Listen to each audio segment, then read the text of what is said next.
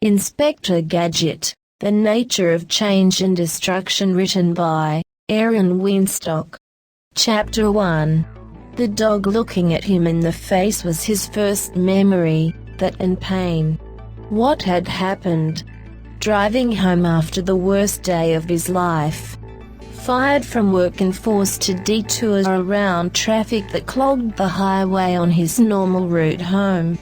It had been a long drive about midway through, and then a feeling of something. An impact. A nurse or doctor then angrily pulled the dog away from him and started speaking. Why no sound? The lips are moving but no sound is coming out.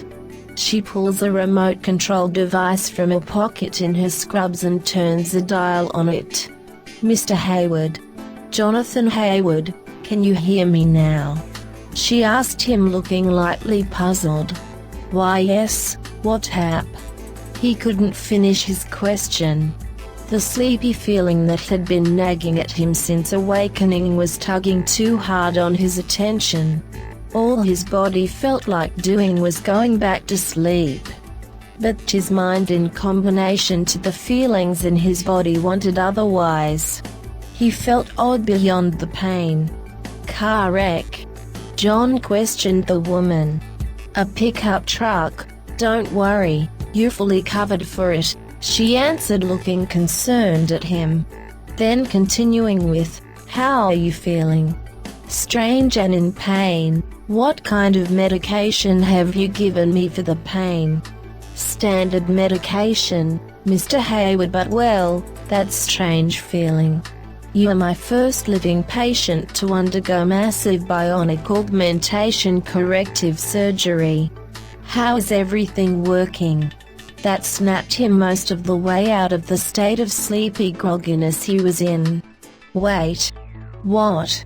Massive bionic. Living patient what?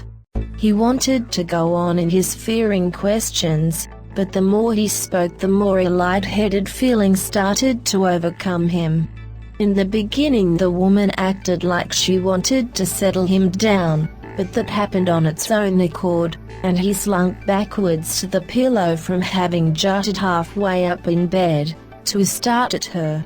I don't approve of your niece's pet here at all, and neither does any of the hospital staff. But would the canine being back to your bed here help you with interesting news? That brain doesn't belong here, and no, I don't find him a comfort, he answered in a slight growl, closing his eyes. Do you think you're in a good frame of mind to hear how you had to be saved after you were taken in here? Does it have something to do with why I couldn't hear you talking at first when you came in here? Yes. That was part to do with how we saved you. She paused, not sure about how to continue delivering the news without upsetting him further. The man sitting halfway up in bed suddenly had panicked her, but not for her safety. She worried about how delicate he was at the moment. With standard surgeries, the patient was normally at risk of opening up stitches on the worked-on area of the body. With John Hayward, she worried him physically exerting himself could not only open stitches on him, but open him into falling apart literally. You couldn't hear me at first since you had your hearing set to mute. I forgot at first you haven't been given instructions yet how to operate your body. He didn't know how to respond to her. As she continued with him being silent, he learned she was one member of a team of surgeons that had worked on him. He learned that his health insurer, Happy Health Insurance, a company he had turned to for his necessary by law health coverage, wasn't all it showed itself for in public face. The word happy was an acronym. HAPPY, in truth stood for full stop.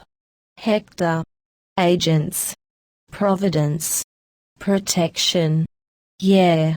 He learned it was not only his finances that qualified him for their health coverage, but also his job on the police force as an inspector too that qualified him. Only one break happened in his silence of listening to her explain things to him. Him telling her he no longer held that job. That he had been fired earlier that day under false accusations. She continued with saying he now had a job. That Happy was his new employer, that he was one of their agents and he'd be doing the same job he'd done for the police, but on an international level. Bad shock turned briefly to good shock at hearing he was employed again and at that a job he loved with an added bonus. The bad shock returned when he discovered in detail what she and the team of surgeons had done to him. They had turned him into the damn $6 million man, but with modern technology. The real deal, not Hollywood special effects. These people had turned him into a cyborg. Sir? She asked as he leaned over the side of the bed. I feel sick. Hold it. Hold it. I'll get you a basin, she stated quickly, drawing the door to his room shut and leaving him. His groaning, joined by inhuman whining. You leave too, brain. Penny is in a world of trouble for you being in this room, you know. The dog licked his face, bent over the bed. That was a mistake, dog. Brain ran to the other end of the room and turned his face away from the man who was unable to hold back his queasiness anymore. Uncle. Penny's voice came from outside his room, from the door the lady surgeon had left from. Leave me alone, he tried to shout. Her uncle's voice was weak, she noticed, but it didn't sound too mad. As Penny stood at the door taking this in, trying to make the decision to enter his room, the surgeon came back to it, and to her side.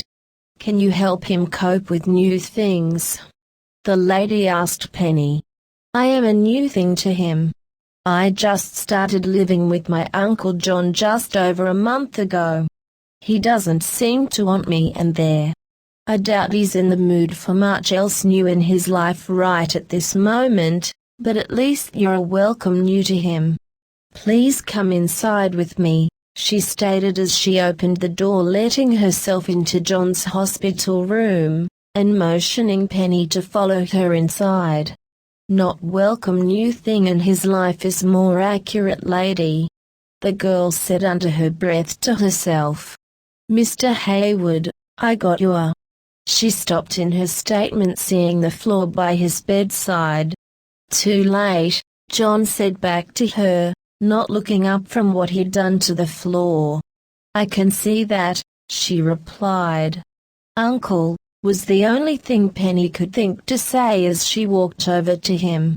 I told you to leave me alone, he stated, trying to motion her to move away from him, trying to look up as he did so, gripping the bed with one arm. Wincing in pain at his grip on the bed, he stated to falter in his balance with the bed. The surgeon ran to him, and grabbed him, keeping the possible fall from happening. How badly were you hurt? His niece asked. You helped get me fired. What? Penny was taken back a little at the unexpected reply. Putting the basin on John's chest, the surgeon spoke to Penny. Good, you distract him. That might help him deal with the change. What change? How badly did he get hurt? Not deterred by the stink eye being given weekly by her relative, Penny Hayward got closer to his bed, watching him all the while. Chapter 2. Being stubborn was a part of John's personality. Those around him were used to, but not hospital staff. The lady surgeon who had been there as he woke up in his room, who later revealed her name to be Ida Venture, got forced into extra duties because of this fact. And she didn't trust the teenage girl who was his niece to drive her patient home in the insurance-given rental car. John stayed wrapped in blankets the whole way back to his suburban house, all the while rubbing the top of his head. Exiting the car with Penny taking his keys from him to open the front door. He finally just burst out with thoughts that had been nagging on his mind. What did you do up there exactly? Turn my head into some kind of USB port. A link station for multiple tools, and yes, in a sense you do have a universe linking device in your head. I hate you. I'm glad I'm only a co-worker to you then, and even then one who doesn't need to be around you 24/7. How am I going to get to this new job for Happy? I no longer have a car, and this medical transport van you used to get me here doesn't feel like standard issue. It will be delivered tomorrow. As Ida showed him inside the house with Penny waiting for him shortly into the doorway, and her dog turning around every few moments to look at him and make sure he was coming, Ida turned to Penny, I feel sorry for you. You have to deal with him 24/7. I can handle him. I heard that, John replied as he slowly sank himself down onto the sofa in the house's living room. Sleep came to him fast. That, and strange dreams that made his stomach turn thinking of what else Happy might have done to him that he wasn't yet aware of despite Ida telling him quote-unquote everything new about himself. As the night passed, Penny slept in her room, while the dog, Brain, kept an eye on his co-master sleeping in the living room. Brain wasn't as dumb as John believed him to be. A fact his full master Penny was aware of. The dog had not been a favorite at the pound. He hadn't been a favorite of his former owner either. The former owner and master had simply looked upon him as some kind of failure. Why, Brain wasn't sure. He had been a loving puppy, but the man, and his man working with him had kept pushing him away.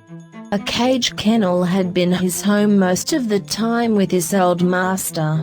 That, and food he only learned at the pound tasted funny compared to the good stuff they fed him. It wasn't until his new master that he learned playtime wasn't being forced to try and solve puzzles. He was sure he could do it now. That was something his old master had not given him a firm chance with. His new master, however, enjoyed him helping her with puzzles. The ones she sometimes presented to him after she got home from school to see him, he enjoyed helping her with. It's just a shame he couldn't tell her in proper dog talk the answers. His claws tapping out messages on her magic thick paper were his only way to talk to her. It had more information than he could ever digest in it, and it could change its face. Smarter than the magic paper she had to sit down to, and tap alphabetically and numerically labeled keys to enter information into it for it to understand her. This magic paper could move with her, and fit in a coat pocket. Brain's attention went off thinking of his now good life to a problem he couldn't seem to get rid of. The dog howled at the feeling interrupting his thoughts. His co-master threw a pillow at the ground. Likely it was meant for him, but lucky him the man's eyes were half closed, and it was a weak throw. Pillows were fun things, to him. Play. But now wasn't a good time for play. He knew the co-master was hurting, and play was a bad idea at the moment. At the moment he wanted more than anything in the world to bite the invader he felt around him, but couldn't see. The invader was safe by hundreds of miles across the country. The man was dressed in a drab-colored uniform looking at information on a computer monitor. He was reviewing data collected from the former agent of the people he worked for. This mad employer which stood for full stop. Malevolent. Agency of Destruction. Looking at the daily feed of translated neural signals feed to the dog throughout his day. The agent's interest in the dog suddenly found meaning. His boss, whose face he never saw, had decided that even though this subject had failed to become a proper infiltrate that was genetically altered enough to understand orders, the subject was still worth keeping tabs on by embedded translator and broadcasting tracking hardware in the canine's brain, where genetic alteration had failed. His boss, a Dr. Claw, a name the agent was sure was merely a made-up code name, had taken up cyber augmentation as Mad's new way to achieve creating new and proper four-legged agents who could spy in government installations without suspicion. The human agent knew of Happy, Mad's counter-organization, that they had technology too, but he had no idea up until this news feed from the dog this evening, that they had surpassed what Mad could do. The dog's master guardian, John Hayward, now was what the agency needed, but he was working for the wrong side of the coin. He doubted Hayward could be persuaded to switch sides, especially with the likely realization what would happen to him once he did so. Reverse engineering was the only way Mad could gain the knowledge it needed to make more beings like this Gadget man. Death was assured for the man in that case. The agent grinned wickedly at the computer monitor at that thought. While changing the man's mind was out of question, killing him and turning him over to mad scientists wasn't. Doing such a useful act like that would assure him a promotion and pay raise to boot. All he had to do now was inform Dr. Claw of his intentions, get permission, and go out on his mission. That wouldn't be hard after all, right? Because what benefited Dr. Claw benefited Mad, and its current mission. Chapter 3. Aside from aching all over, the next morning, John felt normal. Penny acting abnormal, however, didn't help him trying not to think about current events. Breakfast in bed. Penny, this isn't you, John stated, looking at a meal she had prepared that looked like a heart attack on a plate. As he started slowly trying to lift himself up to a sitting position on the sofa, she replied, "Uncle, I know I'm not the easiest person in the world to share a house with. But you took me in when services would have sent me elsewhere. I'm still sorry for the fire, and the TV, and the FBI visit, and the toilet paper in Ms. Dijkstra's, and for," he cut her off. "I get it, you're sorry, but acting out of the norm doesn't make me feel any better. I appreciate it, but I don't want to think about yesterday at all. The accident happened 3 days ago, Uncle John. It just happens to be that yesterday is when you finally woke up." Trying to brush off the new information she had just given him, pointing to the plate as he took it in one hand, "Is that French toast? It's an attempt. I haven't made it since I was little. Thanks." And with that he proceeded to take from Penny the knife and fork she was offering him, ready to start cutting the toast into bite-sized pieces. A buzzing alert noise started sounding and a panel opened up towards the end of one finger of John's hand holding the knife. No, what is this tech?" he asked to himself, lifting the hand nearer to his face, still holding the knife. As he started looking at the blinking light, the alert buzz continued. A different panel opened up on the index finger to the opposite side. This panel revealed a small thermometer. Experimenting, he moved the revealed technology hand around the room before turning it towards the plate of food. The thermometer was quick to take readings, and was more accurate than a normal house thermometer. It varied its readings when he had been moving it around, and at the plate it was reading only 1 degree higher than the average room temperature. "Uncle, do you know why that gadget they installed in you is buzzing at my food?" "You're asking me?" I wish it wasn't doing it, I wish it wasn't there. The buzzing finger opened up its tip, and directed a stream of flame at the plate. Wowzers! He exclaimed as the flames licked the plate that he dropped to the floor. After only moments the fire from his finger ceased, and the buzzing stopped, and the panels slid back into place, making that part of his hand look once again normal.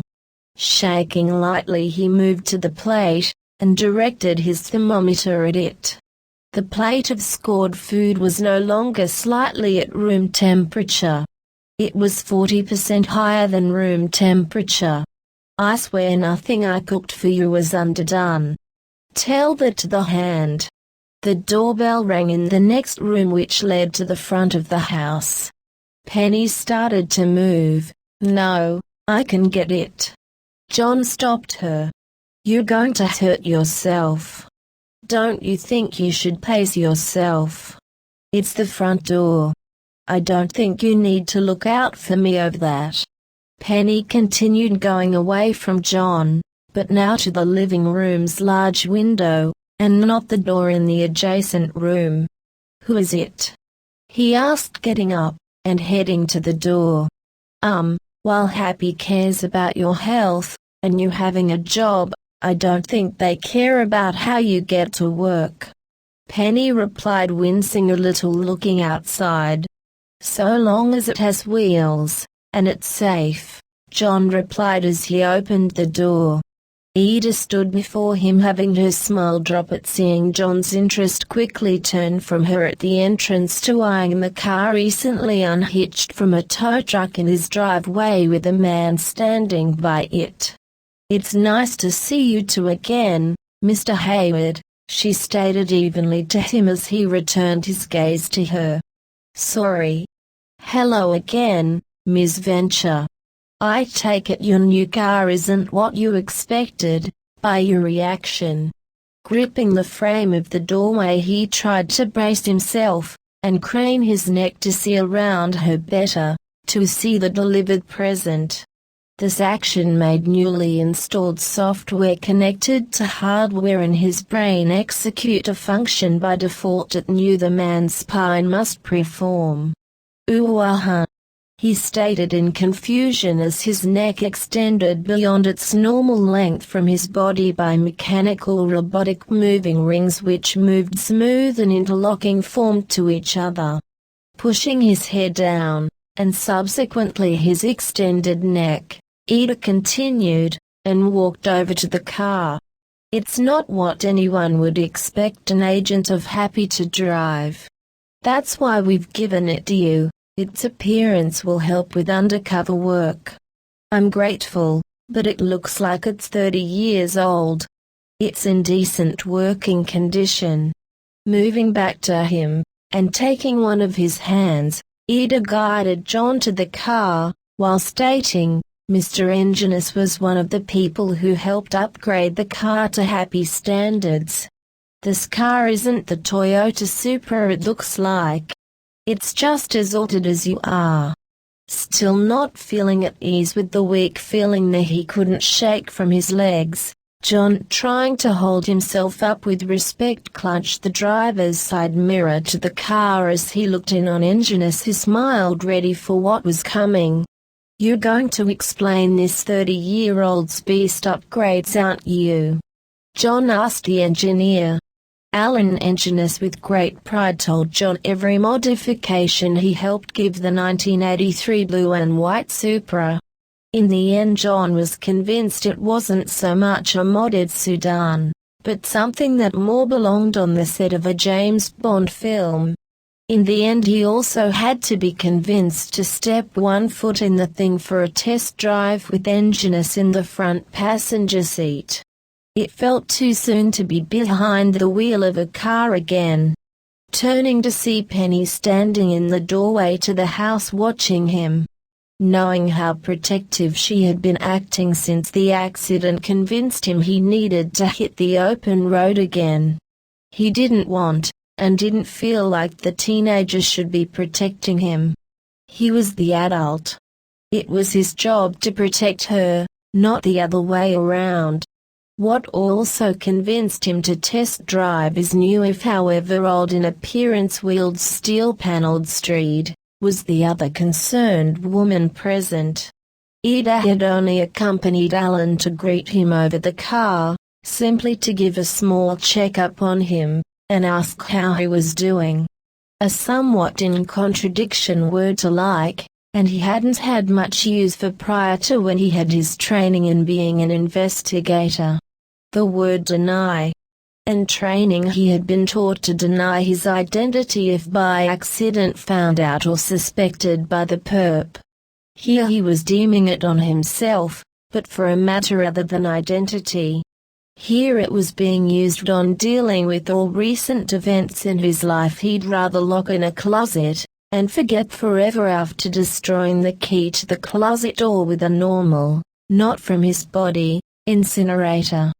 Because of an altered outlook used at that moment. The checkup got bypassed. Chapter 4. Well into a drive that moved through roads not heavy commuters. Push that button, Alan requested of John. The engineer looked like he had hidden surprises of his own past. What the car had. A pair of pointy horns is what John suspected right now of the man. What will it do? Trigger off rockets, or turn off radar guns within a couple miles radius of the thing? No, nothing so mundane. Besides, that isn't the right button for the rockets. Although your comment about the radar detection sounds good.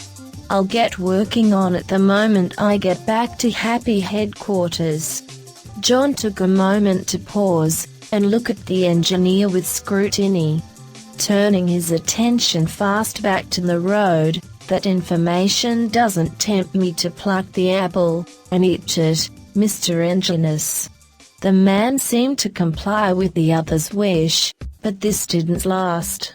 After crossing his arms, and looking defeated, the wild look returned to his face. John didn't have the time to react fast enough to Alan's action. The car started making noises from all over. Grinding metal sounds, clicks, and small hisses. Mr. Engineer, what haven't you told me about this thing? John asked, wanting to look around the cabin of the car, but too fearful to really take his eyes off the road. One of its transformations. Well, the only one a team, and I have been able to upgrade it with so far, replied Alan, happily looking around in every direction the driver refused to, watching changes happen to the interior walls of the car. Finally looking back towards the road, Alan continued, "This is going to be a great test. The car has never been in motion before while doing this. You're insane." John snapped at the man. The car slowed down, but not to the puzzled driver's actions. I think whatever it was meant to do, it failed. See, why would you alter a car to slow down?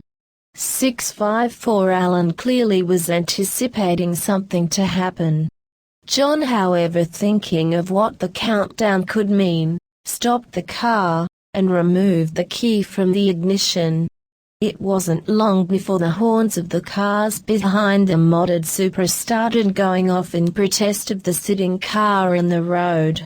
If I restarted the car, would it continue with doing whatever it was you knew would happen at the end of the countdown you were preforming?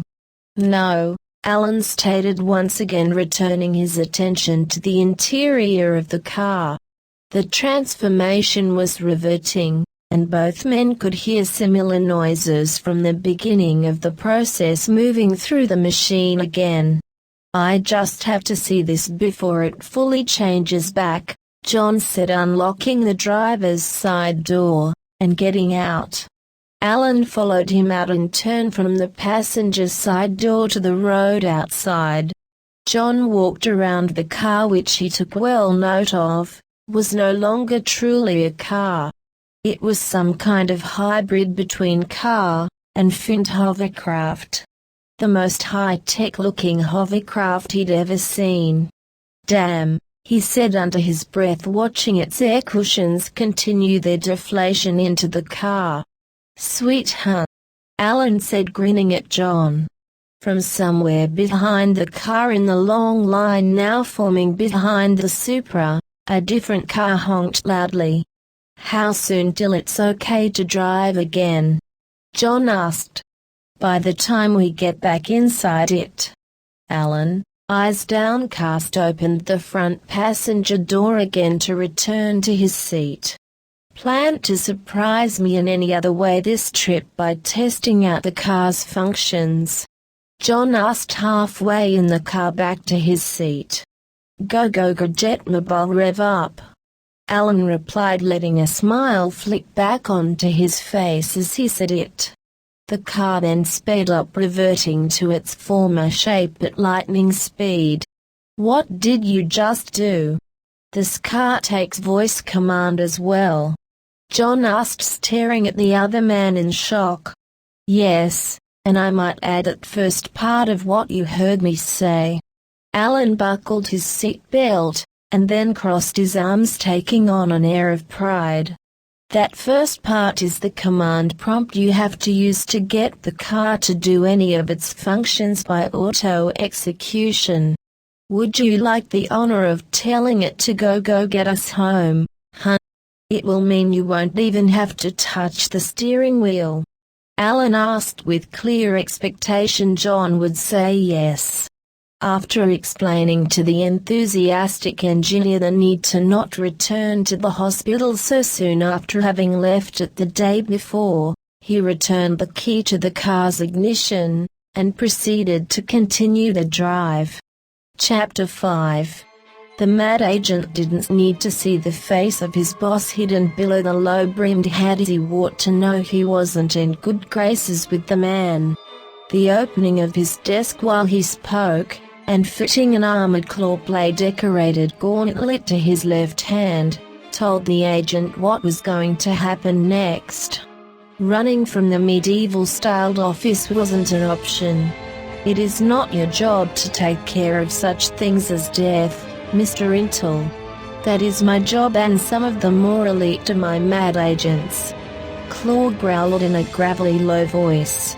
The agent Intel instinctively started to back away from Claw's desk as the older man got up slowly, flexing his gloved hand as he did so. Seeing prey show fear, Dr. Claw's cat ran around behind Intel to stop him from backing up even further. Unsheathing his claws, which mad scientific efforts had provided, the extending needles entered Intel's calves, and injected their paralyzing chemicals into the man's blood. The cat ran out of the way before Intel could fall backwards onto it. Dr. Claw stood over him, and smiled as he saw panic consume the man. "You know too much about what needs to be done. Granted, it was you who connected the proper points together of what we at MAD need, but..." Bending down to Intel, Dr. Claw continued his speech, driving the spikes of his armored fist into the man's chest, turning them slowly in circles in a clock-like fashion. "The less an agent knows, the better.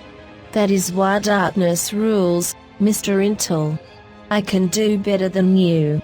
Small cracking noises started coming out from Mac as he started having problems breathing. His ribs were cracking under the stress pressure from Claw's hand grinding down on him. The bone fragmenting as the metal blades cut in and down. Mac's eyes going wide were his last act just before hearing, "Meow." Claw's cat was now rubbing all over the side of his owner. "Enjoy your lunch, Mad Cat, he's all yours," Dr. Claw stated as he stood up, and the cat moved to the fatal wound in the former agent's chest. Chief Quimby, Happy's top representative of law enforcement for Metro City in North Dakota, read the statistics he had just been faxed, with an air of unease. His suspicions about Happy's so-called counteragency MAD seemed to no longer be suspect of the worst-case scenario. The scenario he feared was coming into the light to be the truth of the matter. The reports now confirmed agents of MAD poking into classified Pentagon files over the Trinity project. That they might have even pinned down the location to where the failure was resting. Did MAD really have the resources to make the Trinity bomb a reality? He hoped not, and thinking of resources, he hoped he had heard wrong about his new resource. A chief entitled to the organization of Happy, a sergeant to his fellow officers at the police station where he worked as a cover. He knew of Inspector John Hayward by having seen him around the office when he worked there. The man wasn't the most skilled detective he'd ever seen, and only had a success rate with his work that shouldn't have been enough to qualify him for the force. But somehow he had made it. He had also been recently fired from the police force, not to Quimby's surprise, but not for the reasoning he always thought the man would go out by. His suspicion was it was the stubbornness to read the signs right on a case that would cost him his job. That the police station's chief would finally realize the man wasn't fit for his job. What shocked Quimby was it was his niece that, and had recently entered his life at permanent residence, that caused Hayward to finally be fired. The girl had somehow hacked her way into the internal LAN network in the station to clear a police report on one of her school buddies. The officer actually defended her. He knew it was wrong what she had done, but he asked for people to take it light on her since she was just a kid. Charles Quimby put his head in one hand, closing his eyes, thinking about his newest responsibility from Happy. Inspector John Hayward now had to report to him. Likely Quimby knew Happy would ask him to put Hayward on the MAD case. Because after all, he was the one who had been the most vocal to them about the suspicions he had over MAD with the Trinity project. Chapter 6. After returning home, John learned with a different car in his driveway with the sign stamped into its door labeling it Happy Healthcare, that Alan Enginus wasn't going to just be around him for his vehicle, but also as a house guest. "Sorry, Mr. Hayward, it just slipped my mind to tell you I'm going to be staying here," Alan stated as he signed for his forgotten luggage he'd left behind at Happy's field office in the city. Giving a grunt, John asked the lady that had delivered Alan's luggage a question he'd been too fearful to ask earlier, that he knew Ida Venture could have answered. "You're a member of Happy medical staff, right?" Unlocking the trunk to the medical transport, she answered, "Yes. But I can't help you." Alan started taking out his bags from the trunk. Mystified, John continued, but now with more questioning in mind than what he had first started to ask about. "You don't even know what it was I was going to say. How can you say you can't help me?" Looking emotionless, the lady looked John square in the eyes, and stated she was a temp, and wouldn't know anything till she actually worked for Happy Healthcare. Alan slapped an arm around John's shoulders as they watched the woman drive away from the house, leaving the man still in the dark with unanswered questions. "Your augmentations, Hayward. Is that what you were going to ask her about?"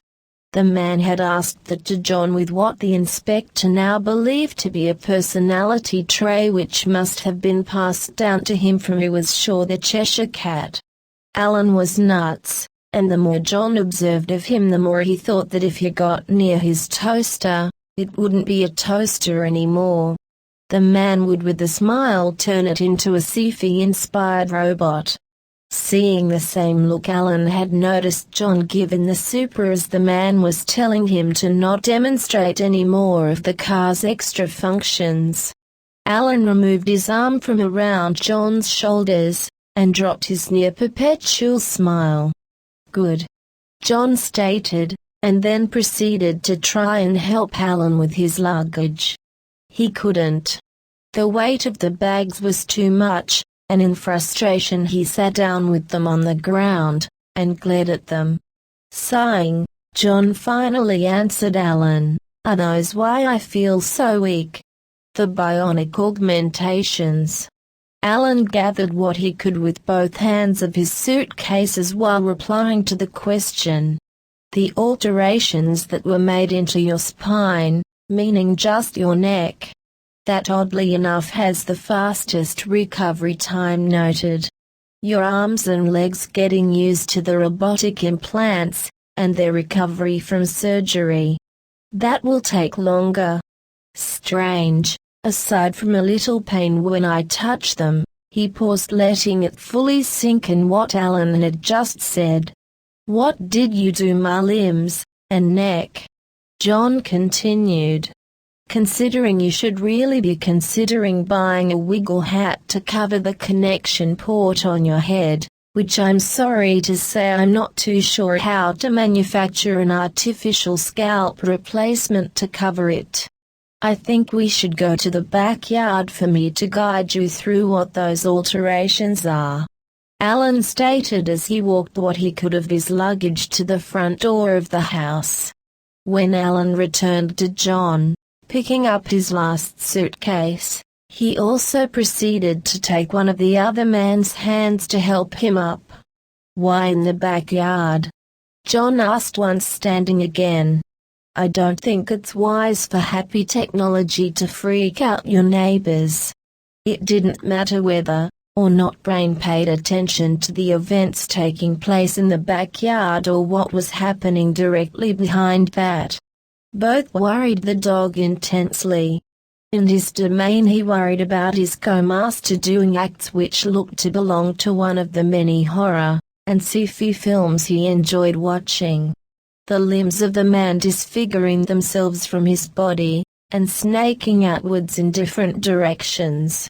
It made the dog feel sick with worry, and lightly nauseous, but he couldn't lose a meal he hadn't eaten yet. He was determined to keep his meal to himself. That was what worried him about the property beyond his domain. The co-master had fed him outside today, and that was always a problem. While the co-master had the best of intents of moving Brain's food bowl to locations in the yard he thought would be of good reach to the dog, but not other animals. It was never enough to deter the troop of cats which forever plagued his outdoor eating. The Persian brown one, the one Brain was sure was the leader, was noting everything the dog did with the bowl. Brain growled at the cat. The cat seemed to grin in a feline fashion at Brain for the and before the dog could catch the action in progress. The Siamese cat of the troop had started to swiftly knock away the food bowl from the dog. "Woo!" the Siamese cat roared out, as the troop fled in every direction at once. Brain jumped to at the crash that had disturbed the cat troop. The crash had been one of his co-master's arms falling nearby to them, and then retracting out of view from the animals. He looked at his bowl for a moment, and then walking over to it, he sat down and placed it firmly in between his front paws and proceeded to watch the action in his domain. John looked down at his new watcher, which moments before he was afraid he might have struck. One of his arms waving around trying to help keep him balanced. The other arm with its hand, holding down the towel wrapped around the top of his head. "I don't think you hit the dog, Haywood. Remember, concentrate. They're bigger tools to you now than they've ever been in your life." Alan shouted at John, who was raised 20 feet into the air by his robotic extensions in his legs. "If it wasn't for the waiver you people had me sign when I agreed to you being my health provider, I'd sue you," he shouted back, wobbling in the legs as he did so. now with both arms attempting to balance him by waving outwards from him. Within seconds he couldn't control the wobbling anymore and he crashed again. This time into the roof of the house with a belly flop. Dazed, his robotic extended legs retracted into him, and gave his body a more normal appearance as he lay on the roof.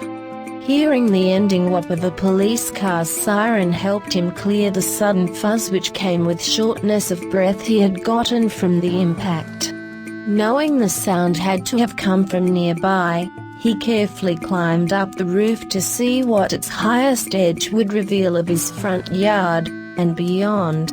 Much to his surprise, the patrol car was parked in the street in front of his house. Its former occupant, a former co-worker. "Hello, Sergeant Quimby," John shouted from the rooftop to the man below. Quimby, after looking around in every normal direction, finally turned his gaze near skyward with John's shouted coaxing of "Warmer, warmer." After many shouts of yelling "Cold, colder." "What on earth?" "Inspector Hayward, what are you doing?" Quimby stammered at the sight of the man on the roof. Dropping his gaze back towards the earth, he continued, "Forget it, it's you. I'm sure you have a perfectly logical explanation why you're on the roof." "A mistake and stretching my legs," John shouted in response. Charles rolled his eyes skyward once more, but not in John's direction. "Chief Quimby, what brings you here? Is he being assigned to a case already?" Alan asked, rounding around the corner of the house from its back to the front. "He's not a chief, Mr. Engineer," John shouted to the man. "Get down here, Hayward, now.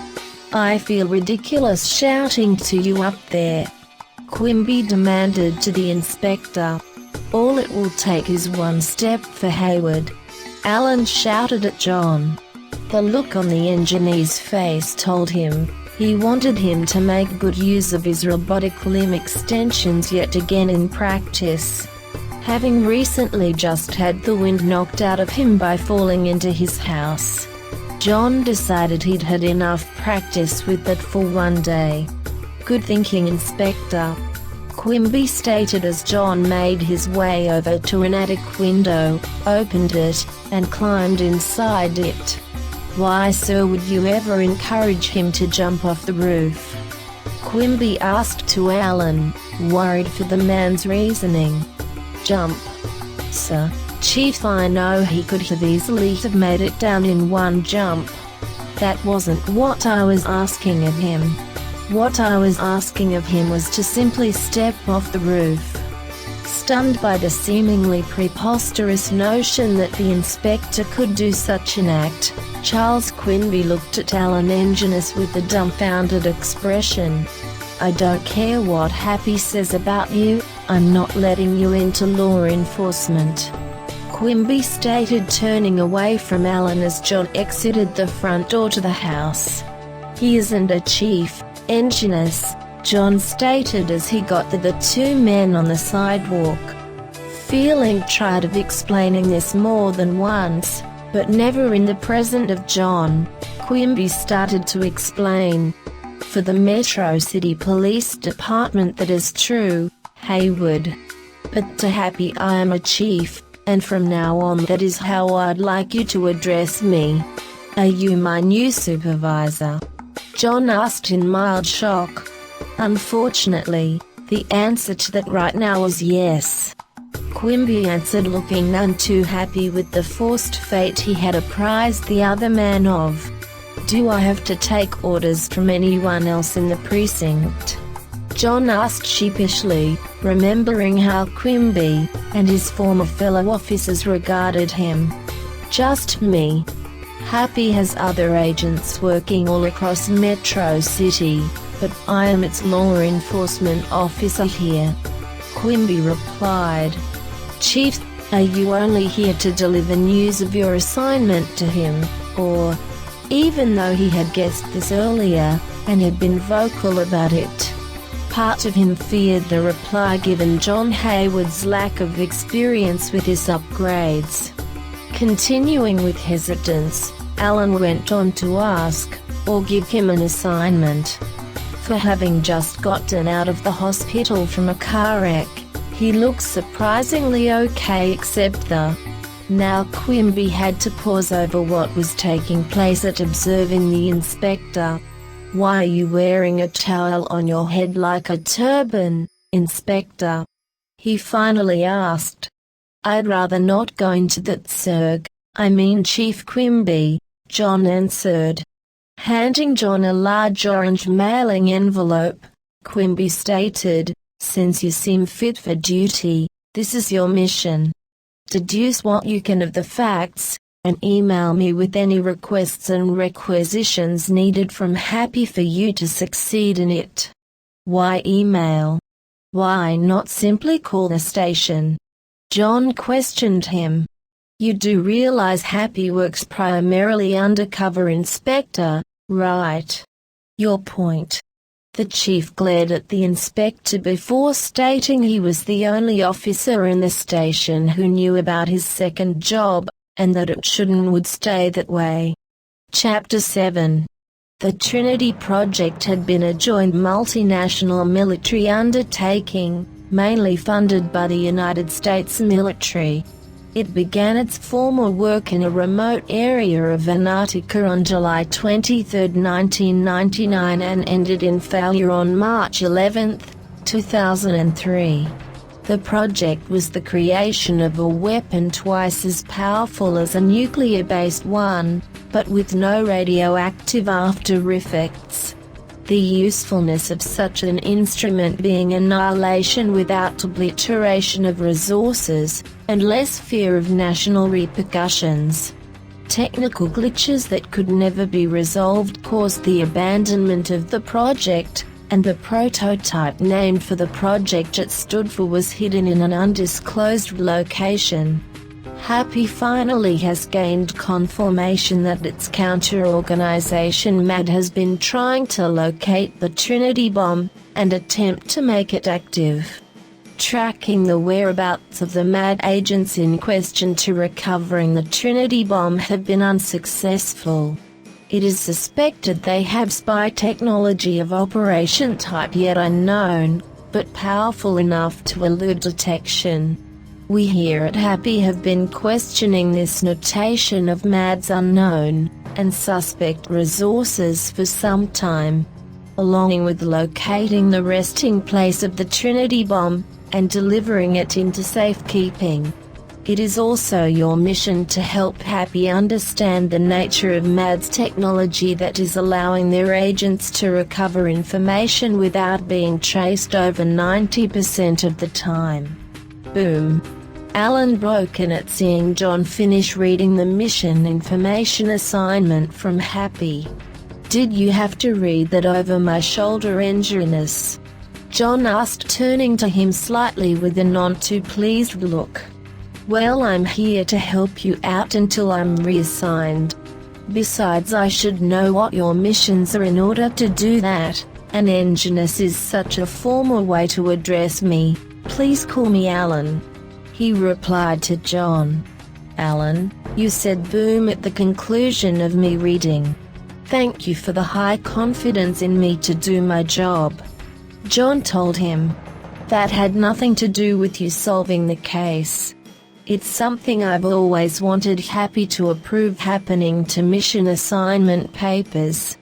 A joke on that Mission Impossible show, remember?" Alan replied joyfully. "Why on earth would you want such a thing to happen in reality?" "Because it would be just plain cool, plus no one could get a hold of the papers afterwards and use them for nefarious purposes." Taking the papers from John and crumbling them into a ball, Alan continued his explanation. "Picture this, crumble up the paper to activate its trigger and..." Alan tossed the mission statement paper ball into a waste bin near the door of the dining room. As the paper landed, he concluded the explanation. Boom, and an unexpected attack. Please guys, keep it down. I'm trying to do my homework," Penny stated non-enthusiastically as she entered the room.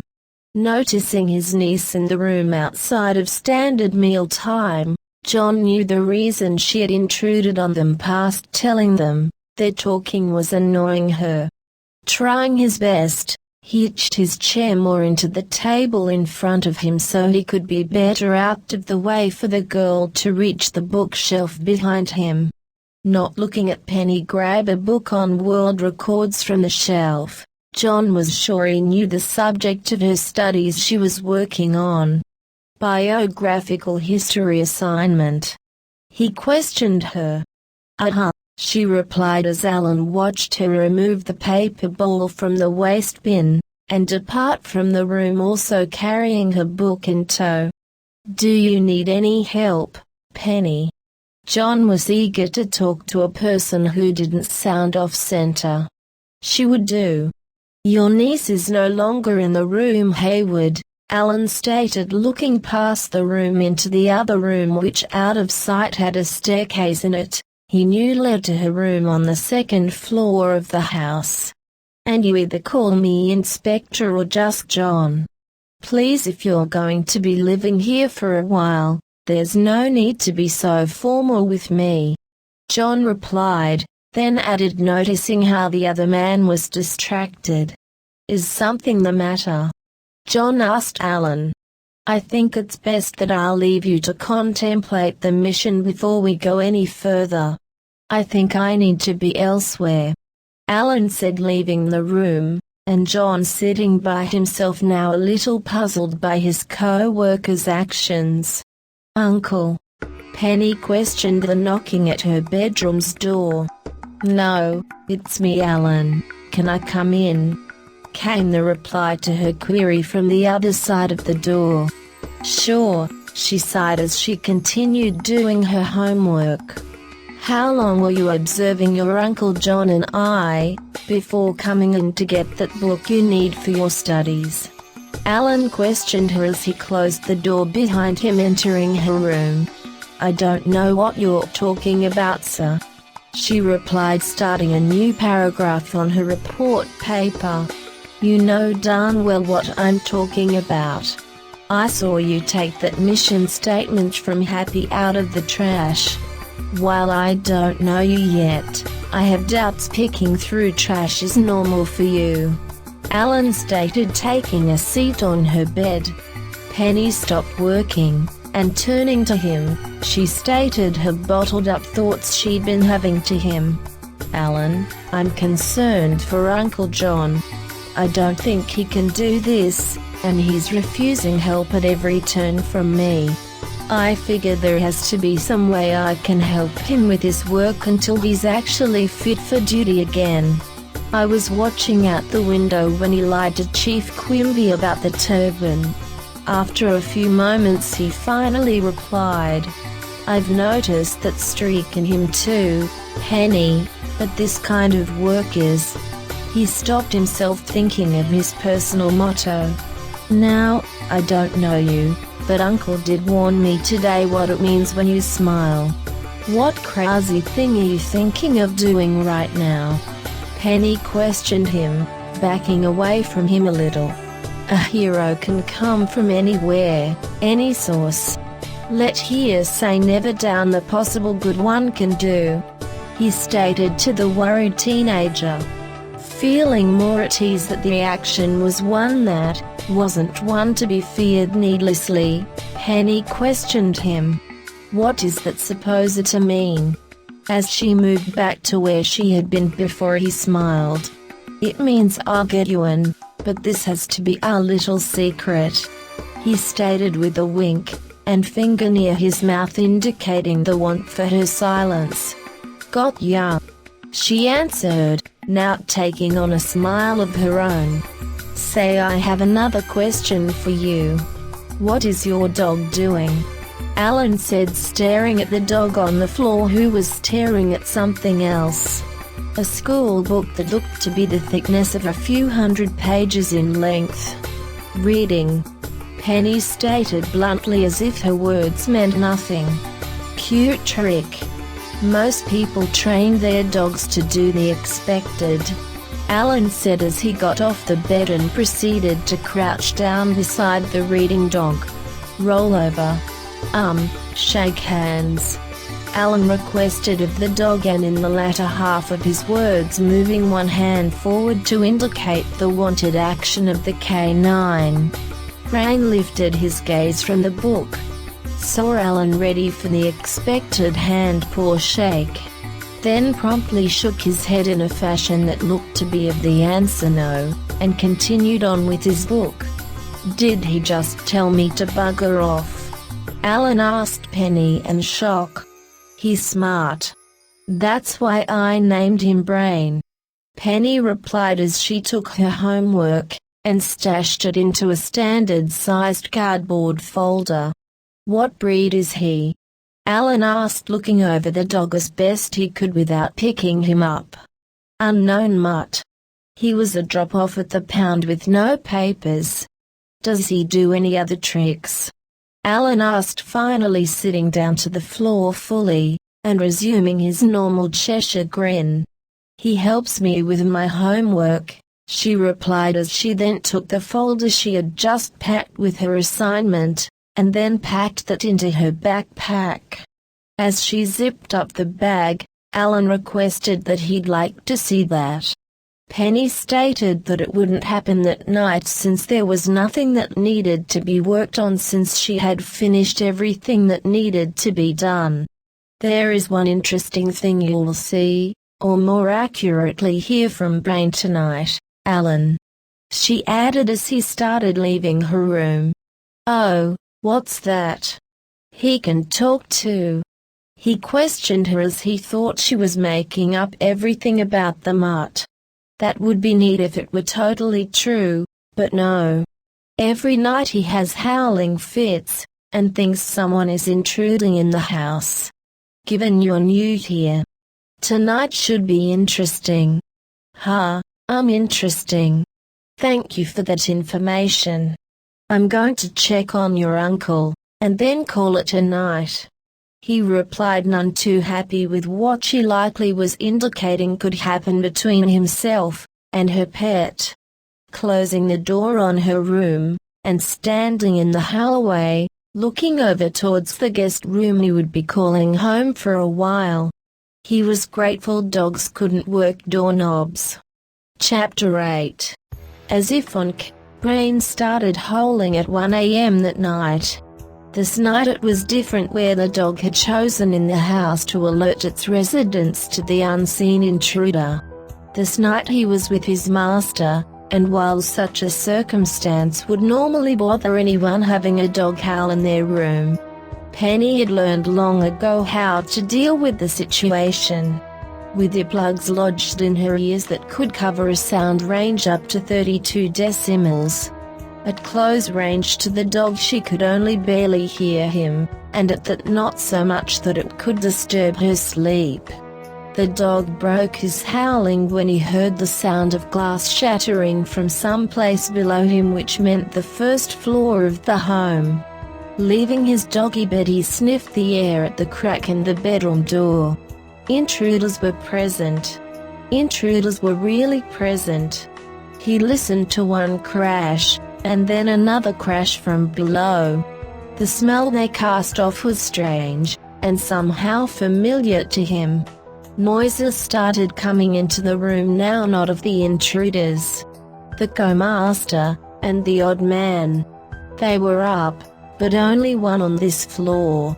Hurt the co-master still wasn't fond of sleeping in his own room up here on the second floor. He was in danger more than the odd man. Shouting and growling were taking place. Animals. He had to do something. Whimpering, he licked Penny's face, which brought her to being awake. Not much of a state of being awake, granted, but no longer sleeping. Brain pulled the covers off her bed. "Hey, Brain, what are you doing?" she demanded as he then bit the fabric of her pajamas pant leg. More crashing, and shouting made its way to be heard in the room. Penny removed her earplugs and listened as she ignored the tugging the dog was performing to her pant leg. "A burglar?" she questioned as she got off the bed, with her walk starting to head for the door of the room. Brain, now with more force, started pulling her more towards his goal of safety with her, the closet. She looked from the dog to the closet, knowing what was going on. This had happened before. Not with this circumstance, but with her first night owning the dog. Shortly after he had started howling that night, he grabbed her and started dragging her away from others. That night she had complied, and spent the rest of the night in the bathroom as she listened to him growl outside the door at nothing she could see. She knew this sort of thing with there being an intruder was normally just in the dog's head. This one time. This is a first time. Brain actually wasn't acting delusional about unwanted house guests. Remembering her vow to be a better person to her uncle after his accident. That he was in no shape to deal with whatever had broken into the house. Despite having been transformed into what Happy hoped was a real-life Robocop, that didn't help. "I'll see what I can do, Brain, don't worry." She chided the pet politely, crouching down, and pulling his mouth off her pajamas. In the hallway by the stairwell, the ruckus down on the first floor could be heard clearly. Listening to it, and realizing somehow an animal, or animals were down there helping cause the disturbance, Penny went back to her room, and grabbed her softball bat from the closet. A howl resounded through the house. Penny looked to Brain and the dog proceeded to look at her cockeyed. "Not one of your friends, I assume?" she asked the dog. He shook his head to the reply of no. "I thought as much," she answered back. When both girl and dog reached the top of the stairs to start heading to the first floor to assist with the matter below, they got greeted with one of the unexpected guests. This guest had not been the one who had emitted the howl a short while ago. At the bottom of the steps was what to a degree looked like a mountain lion. It had a targeting scope over one of its two glowing eyes. Lights lined the center of its head upwards. The ribcage it had looked like a metal frame with bright fluorescent lights that were red, and seemed to indicate they were the animal's lungs. The paws replaced by monstrous metal counterparts. The lashing tail, a whip of interlocking cylinders with a hole in the very end tip. The back held more concern for Penny, however, than the still feline teeth, and unnatural claws coming from its metallic feet.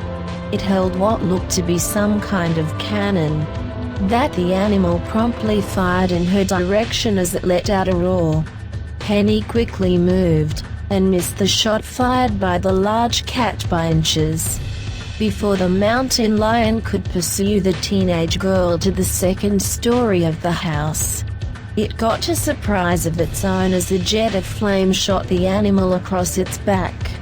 The wild cyborg cat cried in pain, and bounded off the stairs to the assailant that had just attacked it. "Uncle John!" Penny shouted as she ran down the stairs, with Brain almost tripping her up as he made it to the bottom step faster. The sight was unbelievable of what Penny could see of the living room to one side of the stairs, and the dining room to the other. In the living room, Uncle John was providing one of the strangest sights she'd ever been witness to. From the look on his face, it was clearly that to him as well. With his left hand he was holding one of the mountain lion's forepaws. With his right hand the other of the cyborg cat's forepaws. With the mechanical arm's hand coming from his chest, he was holding the animal by its neck as it lashed at him, trying to break free of the trio of hands holding it at bay. In the dining room, Alan smashing a book repeatedly over the head and back of a cyborg wolf, trying to keep it away from him as he crouched on top of the center table. "Yow!" Penny shouted as she felt pain surge through one of her legs. Looking down at where she had felt the pain from, she saw two more bionically augmented animals, a fox and a beaver. It took nothing to surmise which of the two had hurt her. The fox was most of the way covered in sharp knife-like blades, the sore ones protruding from the sides of its head, looking more menacing than its others. It looked at her, and shook its head before diving at her legs for a second round, jumping out of the way in time, this time knowing of the danger she faced. The fox missed her in its attack. While dealing with the rampant relative of her pet, she couldn't believe what the fourth animal was doing. Not an animal that would be a predator in the wild. In fact, not by any means threatening at all. She wondered why among all these fierce animals a cyborg beaver was rapidly eating away at the home staircase banister post. "Penny, get outside, Alan, and I will handle this," John shouted, noticing his niece dodging the attacking fox, following her around as she repeatedly tried hitting it with her bat. Being distracted from the large cat was a split-second mistake, as he had loosened his grip ever so slightly on the animal while it happened. One of Cyborg Mountain Lion's forelegs got loose of his grip then, and slashed him with its claws high on the arm to the hand which had been holding it. The numb feeling that brought came to John in moments, and he fell backwards onto the floor as the feeling proceeded to spread past the arm to his legs. Robotic or not, they couldn't help him. Their actions were tied directly to his nerves. In an unprecedented gesture, the wildcat seemed to break off its attack at this development, and carefully it took hold of John's shirt. It was trying to carry him off in a manner that wouldn't harm him, he realized. But that wasn't any consolation to the mere fact he knew what had gotten a hold of him. In jumpy mechanical movements he lifted one hand towards the cat, and outstretched its fingers at the animal. Snorting and growling came from the mountain lion as it retracted from the man after having received an attack by not only flame, but also a wide-driven ruler, knife, and now a lightly burnt toothbrush. Both noticed the fire to the ceiling fan simultaneously. The cat ran for the nearest window, and broke through it to the outside. The fox followed it, and the beaver, waddling at its fastest pace, also went out with its companions in destruction. Having been hit too many times for its computerized brain to fully comprehend by way of the most recent edition Webster's Dictionary, the cyborg wolf had to be guided out the front door by Alan. The fire was spreading, and all John could do was watch it. He couldn't move in any way that counted towards escape from the blaze. The only thing he could do was twitch and attempt to speak. Whatever the cyborg cat had done to him when it slashed him, it had caused him to go into paralysis. As he started closing his eyes, he sensed movement, and suddenly he was moving. Alan had him by his shoulders, and was dragging him backwards out towards the front door of the house. "I'd be carrying you better if I'd thought a lighter alloy was called for in your reconstruction. Sorry, John," Alan stated as they departed the house with Penny holding the door open. John's reply was inaudible, being not only numb over his whole body, but also feeling tired with the deepness he knew had nothing to do with being woken at that early hour of the morning it was. Penny, Alan, and Brain watched the fire consuming the house from its open doorway and broken window. After a short while, Alan spoke up again. "Penny 911. I don't have my cell phone on me." she replied, looking bashful. Alan was stunned at the news. You're a teenage girl. And in this day and age.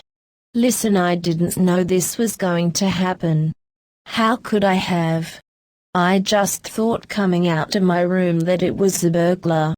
Then I heard the animal noises. Wild animal noises, and I thought, gee, I don't want them biting my hands. I'd better use a baseball bat to drive them out. Never once did I think I'd need my cell phone to call 911 because my uncle can shoot fire from his hands now thanks to you. She snapped at him.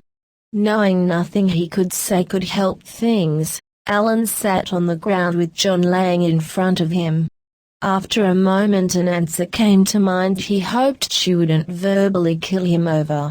What's your uncle? I'm going to go to your neighbors over making the call, he said, getting up.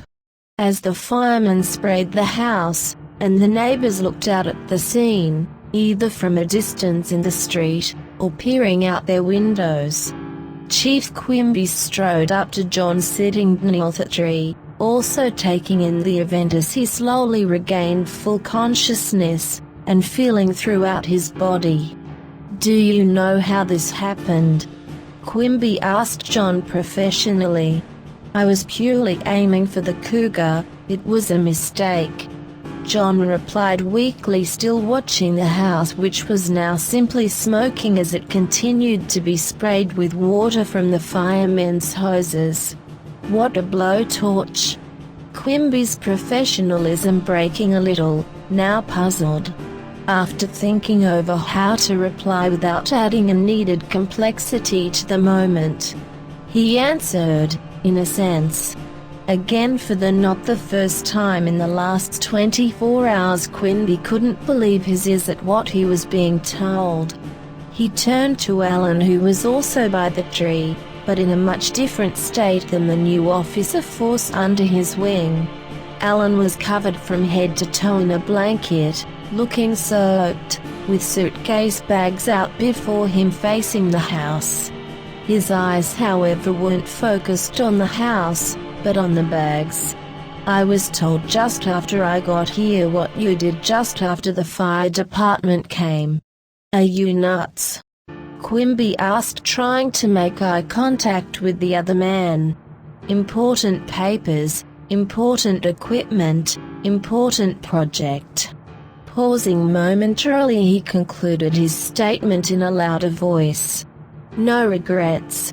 You could have waited for the fire to be put out more before rushing in, Quimby stated, closing his eyes in disbelief. No answer came as Alan continued staring at his belongings. Shaking his head, Chief Quimby went over to Penny, who was walking around one of the fire trucks, his brain eyeballed over every inch of the red metal behemoth, sniffing away at it. Penny noticed him standing at a small distance from her as he was deciding how to approach talking to her. She broke the silence lightly, snapping at him, "Can I guess what you're thinking about the fire? I have doubts it was started by your uncle using a torch against a puma. Do you know the real story?" he asked, dismissing the girl's suspicion to his questioning. "That really is the case, but adding things were a real mess at the time it happened. I don't think Uncle John meant to start the fire at all," she answered evenly, noting he wasn't going to bring up old encounters they had with one another in the police station when she had done things to warrant her being there. He stood there watching her, remembering her history. Why she had snapped at him when he approached her. Eventually ending the discussion, he stated, "I think that can rule out arson." Quimby looked back in the direction he had last noted Inspector Hayward to be in. The man was gone. For a few seconds he panicked, and wondered if what he had just said to the man's niece was a false assumption. Then he remembered if the other man might have simply shifted his position slightly. After all, he had been sitting beneath a tree.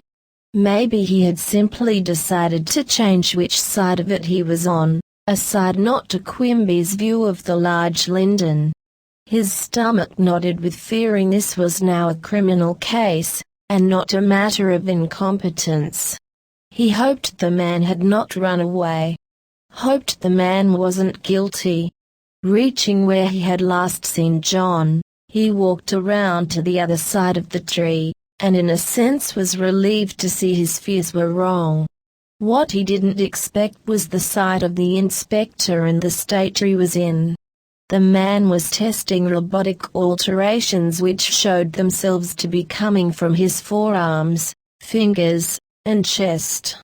Stunned by the sight, Chief Quimby was at a loss for words to the other man. What could he say? What would be fitting?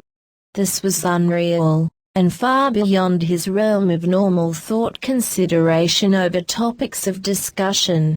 John, taking notice of his boss, said nothing once he was perceived. The only action taken was stopping the testing he was performing to see if his new additions were working properly after his experience with the mountain lion. One of those things was a torch, wasn't it? Quimby finally asked him to break the ice. Yes, John replied softly, also shaking his head lightly to the same notion. When? Quimby asked. Without having to be told the full question, John knew what it was. Happy's idea of helping me after the car wreck, he answered. Ah, Quimby took in the answer, still in a state of shock, but now starting to feel more at ease with what he was seeing. Quimby continued after a few moments. The assignment, Mad and the Trinity bomb. Not enough information to truly deduce a location. I say start with locating the bomb from where it originated. It won't be there, but people there might have clues as to the whereabouts it's hidden at. John stated, starting to turn around to view the commotion again surrounding his house. Quimby stopped him in his tracks by putting a hand to his chest. He winced at seeing the machinery still noticeable at the area. Inspector, please, I don't think anyone wants to see that. You like this? It's strange. John frowned as he retracted his robotic augmentations back into himself. When the machinery was packed away, and the man looked again normal except for a towel taped onto his head, Quimby continued with a question he thought was important to the matter at hand. You do realize where the Trinity bomb was being worked on? So it's not Miami Beach. It's still Happy's best place to start. John stated casually. The firemen were now backing up, and getting ready to move out. Everyone not wearing turnout-styled clothes started to come in for a better view of the scene of the now no longer smoking house. Should I put up barrier tape, Sergeant Quimby? A trooper running up to Quimby asked him. Yes, do that. He answered, turning to the officer. Returning his attention to John. This case is a top priority to Happy, which deals in matters on international security. I'm going to send you off to work on the case immediately. I'll have staff from Happy take Penny and her dog into custody for the time. When the squad car came to pick the teenage girl and her dog, being made aware of the assignment handed to her uncle suddenly becoming full-blown active faster than it should have been given under normal circumstances, Penny figured out how to weasel her way out of the ride. But I don't know him, she whined. She could act, but this acting was in truth done with truth. She just didn't want to comply. She had a vow to keep. I'll make sure she gets to where she needs to be. I know those agents that are taking her in. Alan stated, smiling with an arm around her shoulder. The smile didn't escape John. Honest. Nothing else. he questioned the younger man. Penny in subtle motion, and as hard as she could scrunched down one of her feet onto one of Alan's feet. His smile dropped at the crushing of his foot. "That's right, honest," he replied. Penny. John still felt unsure of leaving her with the man. He was thinking that if he ran a background check on him, he was sure he'd find had once been institutionalized. Better than a total stranger. She answered, shrugging her shoulders. As the inspector talked over the new arrangement with the agent who was to be her escort, he couldn't help but miss the new development of his niece behind him. Penny Hayward was smiling. Chapter 9. The modded 83 Serpra was falling to the icy earth below like a stone despite the parachute billowing up from its roof. Happy had insisted the car be utilized on the mission, and had refused to land on the Antarctic landscape due to fierce wind conditions normally present on this area of land. That was the reason this was chosen by the engineers and scientists who had worked on the Trinity project. The remoteness of the location, combined with the brutal weather it faced year-round. Penny and Brain, hidden in the trunk space of the car, clung to each other as they could hear the rushing air hit the underside of the car. They could also hear the voices of the two men in the cabin of the vehicle. The girl's uncle, and a work associate to him. The men were arguing over actions to take next. The uncle insisted the fall would lessen at a nearly present altitude. The co-worker to him insisted they press a button letting the car convert to a hovercraft, and in turn letting it fly down to the ground. The girl didn't need to see the car's altimeter to know they were closer to the ground than everyone, but her thought. The auguring from outside of the trunk stopped, and after a moment she heard her uncle concede to the other man in a calm voice. After a few more moments, after hearing the car clicking, and hissing, and grinding its metal parts, not to mention feeling it shift around her and her pet, grateful the car wasn't crushing them. The landing it gave to the ground was soft. Footsteps could be heard from outside the trunk moving in two different directions. One towards the trunk, and the other to take in a view of the location they had landed in. Penny didn't worry about which set of feet she had heard crunch the snow and ice, move towards the car's trunk. Before they had started their mover, their owner had said, "I'm going to get some essential gear out of the trunk." Meaning the girl, Alan Enginus, had made a promise that she could help her uncle on his mission. What had been meant to be a secret between the engineer and the girl didn't last long. John felt faint with fear when he took in the sight of his niece sitting on the car's rear bumper. What had given her away was the cold air making her cough as she took it in for the first time. "You're responsible for her being here, and the dog too." John shot out in surprise as he made his way back to the Serpra as fast as he could against the wind hitting him with crystal specks of snow. "You can't do this alone, Uncle. You need our help." Penny responded to him, glaring as she did so. John acted like he wanted to say something as he raised a hand with his pointer finger up. He turned away from them for a moment, and then repeated the same action. There was nothing he knew he could say that could change things now. He highly doubted with calling his superiors, they'd come to get the girl and dog. He'd just have to deal with them being with him and Alan, and hope they didn't run into any danger. A buzzing noise sounded, harking, breaking the silence. This was the noise John and his present family remembered from the other morning. It meant nothing good. The inspector shoved his gloved hands into his thick furred long coat, and scowled to the mid-ground before turning his eyes to his co-worker, Alan. The man was smiling, and in quick realization John went pale, and bolted his hands from his pockets, pointing his right hand towards the icy ground at an angle. "And you, Alan. You know of course what this means. In a moment I'm going to be shooting fire again," he shouted to the other man, closing his eyes for a moment as he did so. "No, not fire." Alan paused, and continued speaking once he had opened the nearby door to the back seat of the car. "Your temperature alert function acts as a type of third brain to your body, third that is to your medulla oblongata.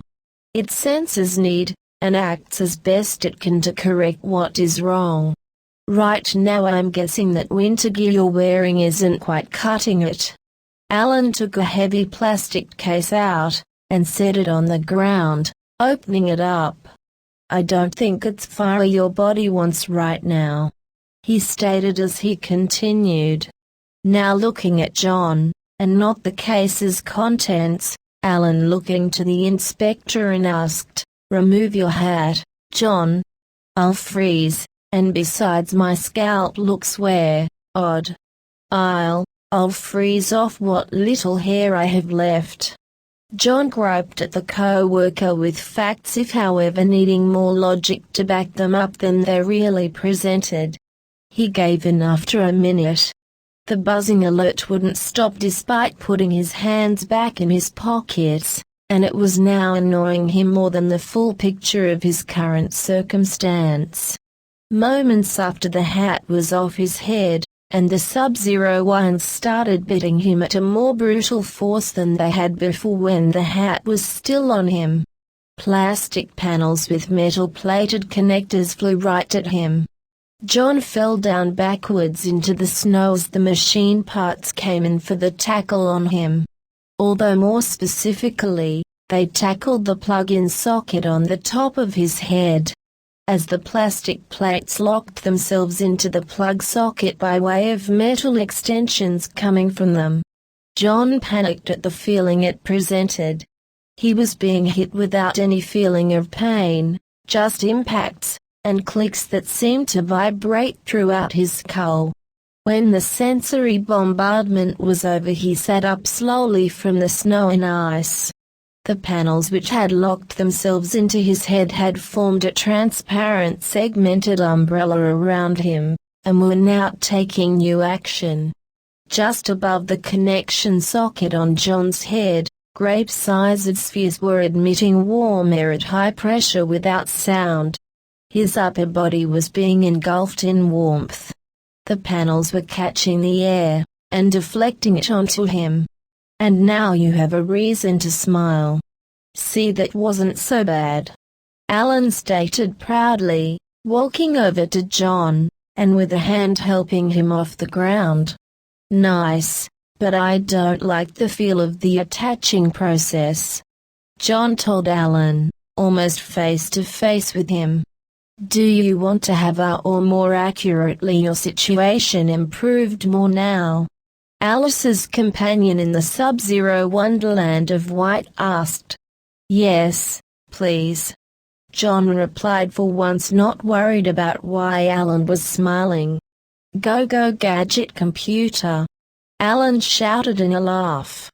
The instant the engineer had said the words, the plastic panels in front of John's face turned into computer screens. They still showed everything around him, but now they had information moving on them. Stats on the environment, measurements of distance, ID tags for everything he focused his gaze on. "You can use the command on me as well. It's not just the car, it's me as well," John stated in frustration, looking at Alan as the computer noted the man's next actions in prediction. John caught Alan by the arm as he started to move away. "Yes," Alan replied almost inaudibly, his voice at a whisper. "Disable that," John shouted. "The computer?" Alan asked meekly, his voice still in a whispering tone. "No, people being able to control my body other than me, Alan," That is disturbing, and just wrong. John answered, still shouting. When this mission is over, at Happy HQ, I swear I'll get that adjustment made to you. The engineer stated, sounding fearful, but now at a more normal decibel level of speech. Thank you, John said bluntly as he finally let go of Alan's captured arm. Out the corner of one eye, John noticed an icon spring up on one of the transparent panels of his computerized shielding and warmer. He turned his head to look at where the computer Viva icon was indicating the presence of something. Penny, Alan, I don't think we're alone, John stated calmly as he looked off into the distance behind the car. The shape was human.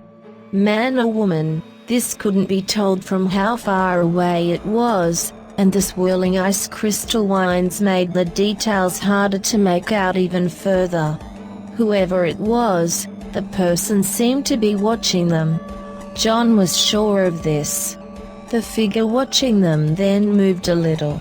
It lifted one arm, and something fell out from the sleeve of the coat it was wearing. Darker than the person itself. Long and serpentine. How could it be a snake? They couldn't live in a land like this, but then again neither could human beings. The person was unmoving. This was indicated by the computer, not even by one plank length. However, the mysterious dark object it had dropped was moving and very fast. It was heading right for them. As it moved towards him, John could see it better. It truly was a snake, but not like any he'd ever seen before. The speed it was moving at was incredible for what it was, but the inspector had doubts it could be what it appeared to be. Snakes couldn't make quickly repeating metallic-sounding clinking noises as their bodies twisted in movement. It was a robot of some kind. I should have brought my bat along, Penny stated, watching the machine get closer and closer to them. Rain growled. Alan grabbed one of his suitcases from the car and from it, pulled out what looked to be a scientific instrument of some sort. Everyone get behind me, John shouted at the lot. The robot snake, as it got so close the group, one could make out its finer details, shot into the car. By piercing through the hood, and drilling into the depths of the engine parts and computer circuits laying beneath. It's going to destroy the... But before John could finish his statement of fear, out popped the snake, and now it sprung at him. By reflex combined with instinct, John pulled at the snake to remove it from him as it wrapped around him. Without thought in this new instinct, his robotic extensions kicked in. Both weren't totally sure what to do. As John gave the snake a good look, he could see it didn't actually have fangs. What it had were razors quickly moving around the front of the mouth like buzzsaws. Beyond them, shifting into face ports which lined the whole interior of the mouth. Watching Inspector John Hayward, the snake was trying to make up its mind what to do next. Lunging forward at his face, and being forcibly pulled away each time with inhuman machine strength. The snake changed which interface port that was foremost in its mouth every time it got close. Use your impulse gun, Alan shouted to John as he struck the snake with his instrument. The snake for a moment had its eyes grow wide, and froze with the shock of the device, then returned to its struggle with John. What's an imp? I have a gun in me too. John was getting nowhere fast in his fight. A reply didn't come. While all attention had been focused on the snake attacking John, Penny and Alan had failed to notice more of the dark serpent robots had joined company with them. Rain snapped his fangs at the snakes, and tried biting them at every chance he got. Penny's combatant was twining around her, trying its best to retract into her body to crush her ribs. Alan's snake was trying to do the same. The reason no reply could be given.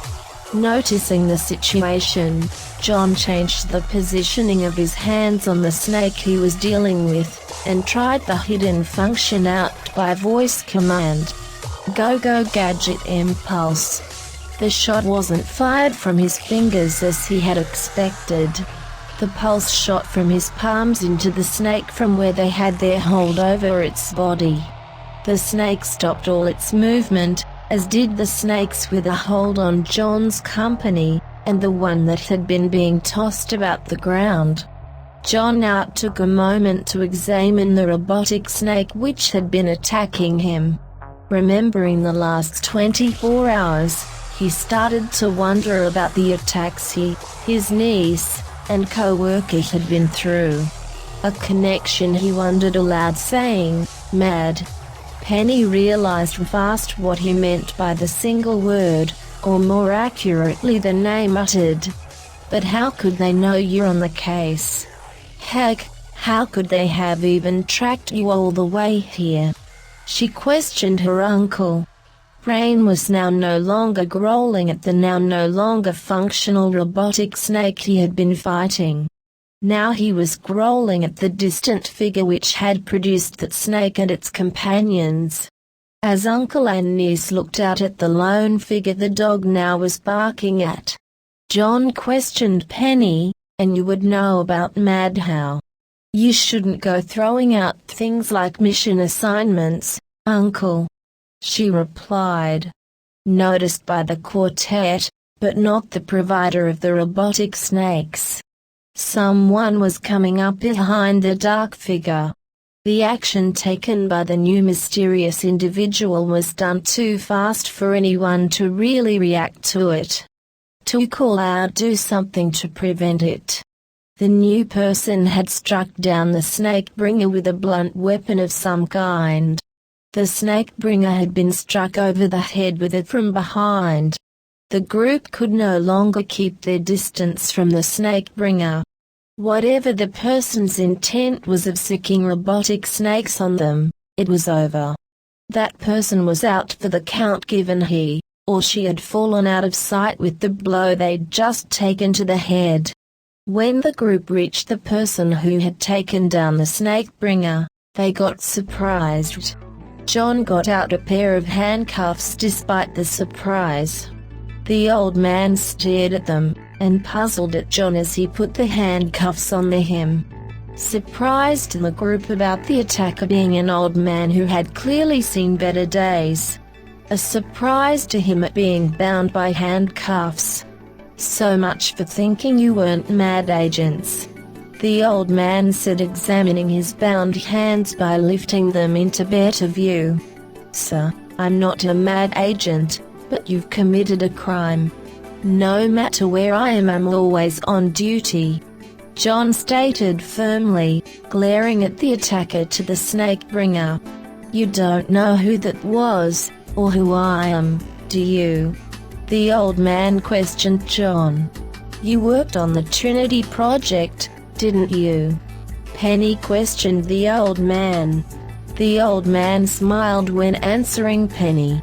"There aren't many of us left out here because the governments who funded our work aren't quite sure what to do with us now. That, and people like him are another reason to that." The statement finished by an awkward expression of disgust on his face, looking at the fallen man on the ground. "Who is he?" Alan asked, poking the snake bringer lightly with a kick to just below his shoulders in the back. As the old man answered, he gave a harder kick to the man laying on the ground. "His name is Professor Venom. He is an agent of MAD. Both of you kicked a man when he's down, MAD agent or not." Penny looked between Alan and the old man, scorning them both. "I only nudged him," Alan stated, sounding like a plea of innocence to the act. "I meant to kick him." The old man shot, showing no guilt over the act as he proceeded to kick Professor Venom again. Taking hold of the old man, John asked, "Do I have to restrain your legs as well?"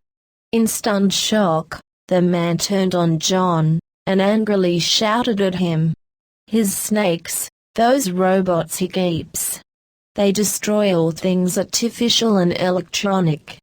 They destroyed what machinery was left for us engineer weapons scientists, and collected the data from our research. If it wasn't for the attack he chose to do on you, I might have never gotten the chance at him being distracted long enough to give him a knock in the first place." "You're an engineer?" Alan asked the old man, worried. "Yes," the other man answered hesitantly. As Alan took in the old man for a hug, he said, "This must really suck for you. You're weird," the older engineer stated as he pushed Alan away from him. "That's a mutual opinion we all share about him," Penny proclaimed. "Happy is not going to be so much, well, it's non-acronym namesake if I don't take the handcuffs off you, are they?" John questioned the older engineer as he unlocked them from the man's wrists. "I knew you had to be in law enforcement of some kind. Although this is my first encounter with happy agents," the older man said while rubbing his wrists and looking at the gang. Focusing his attention on Penny, he continued, "You're a little young for a happy agent, aren't you? She shouldn't be here. Tell me you wouldn't happen to know why Matt is trying to get a hold of a defunct defective weapon, would you?" John asked the old engineer, while pointing towards the direction the car was in, indicating he wanted Penny and the modded Supra. "They believe they can make it active and working." "Say, what are you exactly?" "I saw one of Venom's snakes go into major attack mode on you, but you don't truly look like an android." As if John could take the old engineer's question with ease. He couldn't. He felt like simply shouting at the man in primal rage, but that wouldn't accomplish anything.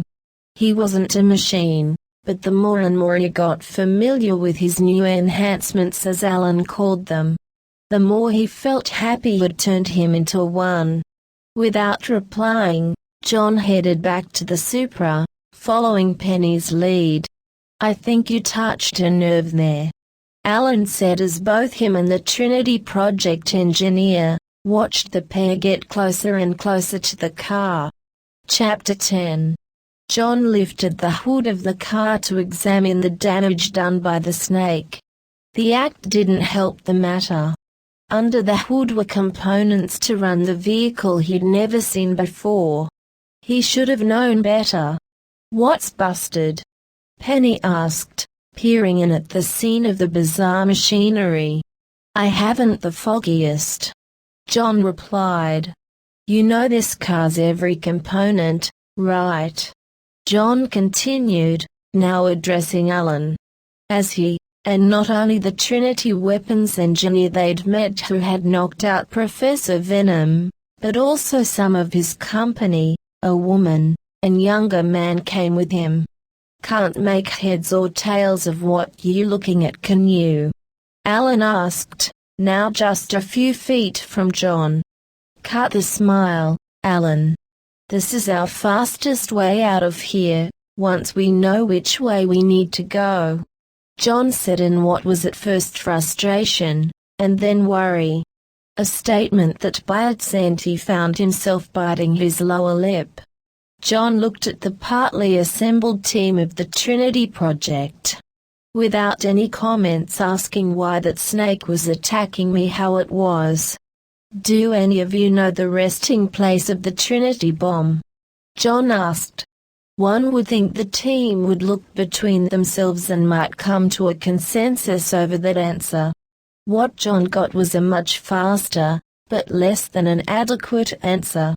"No," came from the team present.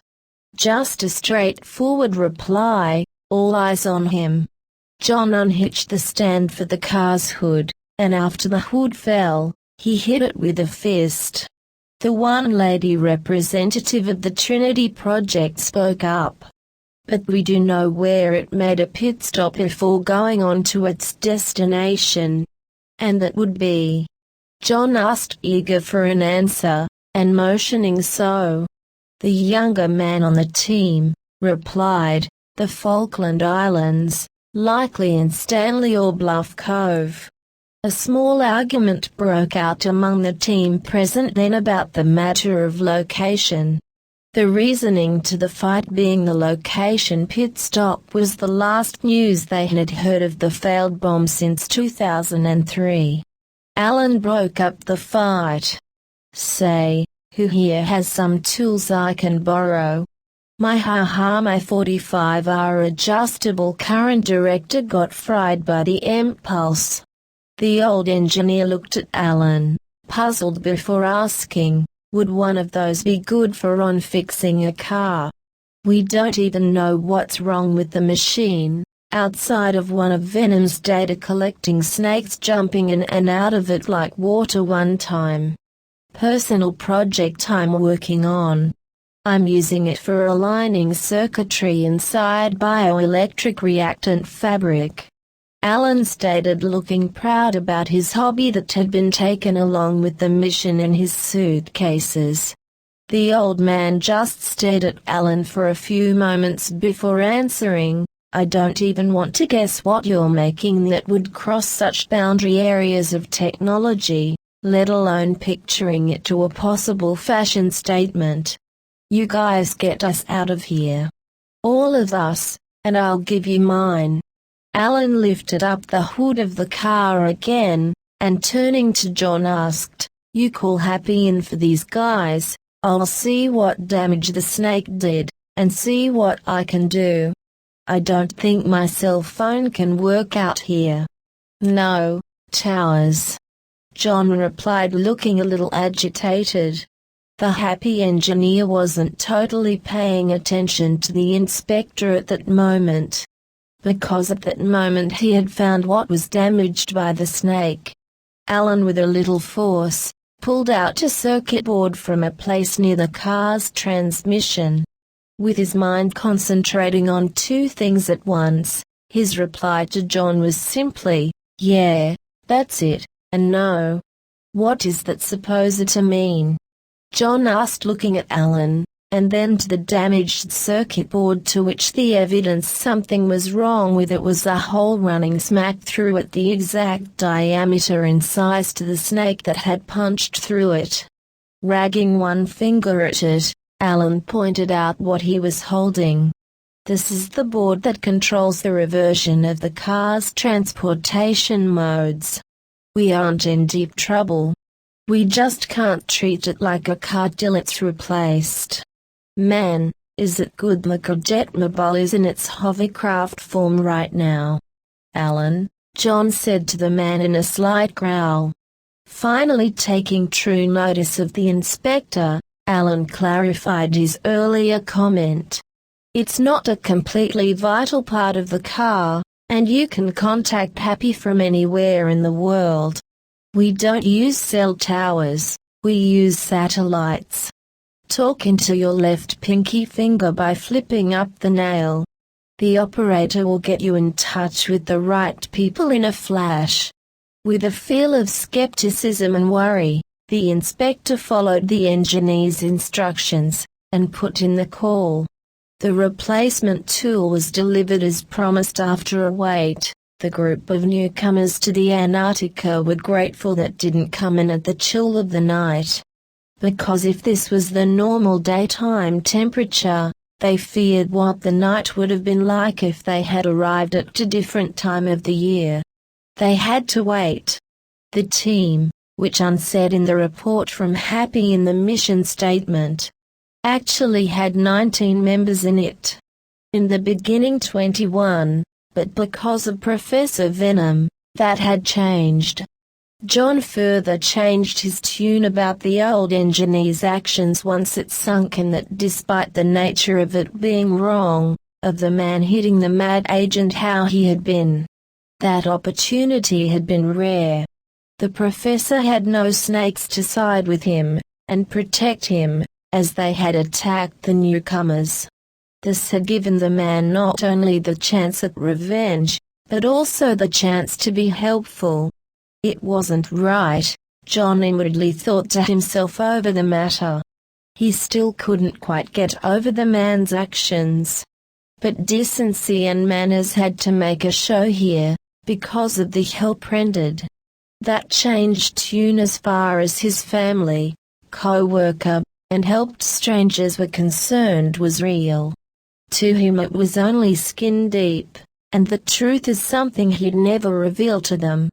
After by way of difficult landings of more than one helicopter hampered heavily by strong winds even though the well-skilled pilots knew awaited them and knew to be prepared for, the team made their way out of the seemingly endless frozen oblivion. The small team who weren't truly a team left the icy plain too.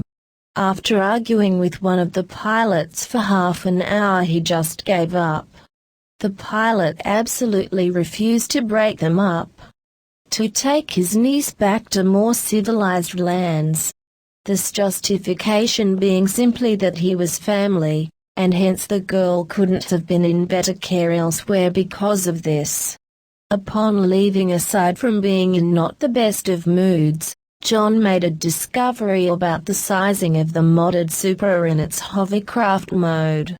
That no matter how hard he tried to change how he got in, that until removed from his head plug-in socket, he could not properly enter the car with his computerized shielding and warmer attached. Chapter 11. Wow, what wind! Brain thought to himself, head out the window of the modded 83 Supra, or Gadget Mobile as the odd one or Alan called it. Hours to make it over the frozen Antarctic, then to a few hours over open ocean waters, and now coming up the Falkland Sound heading to Stanley. Everyone was restless to get out of the hovercraft car. The dog restlessness, however, was causing problems.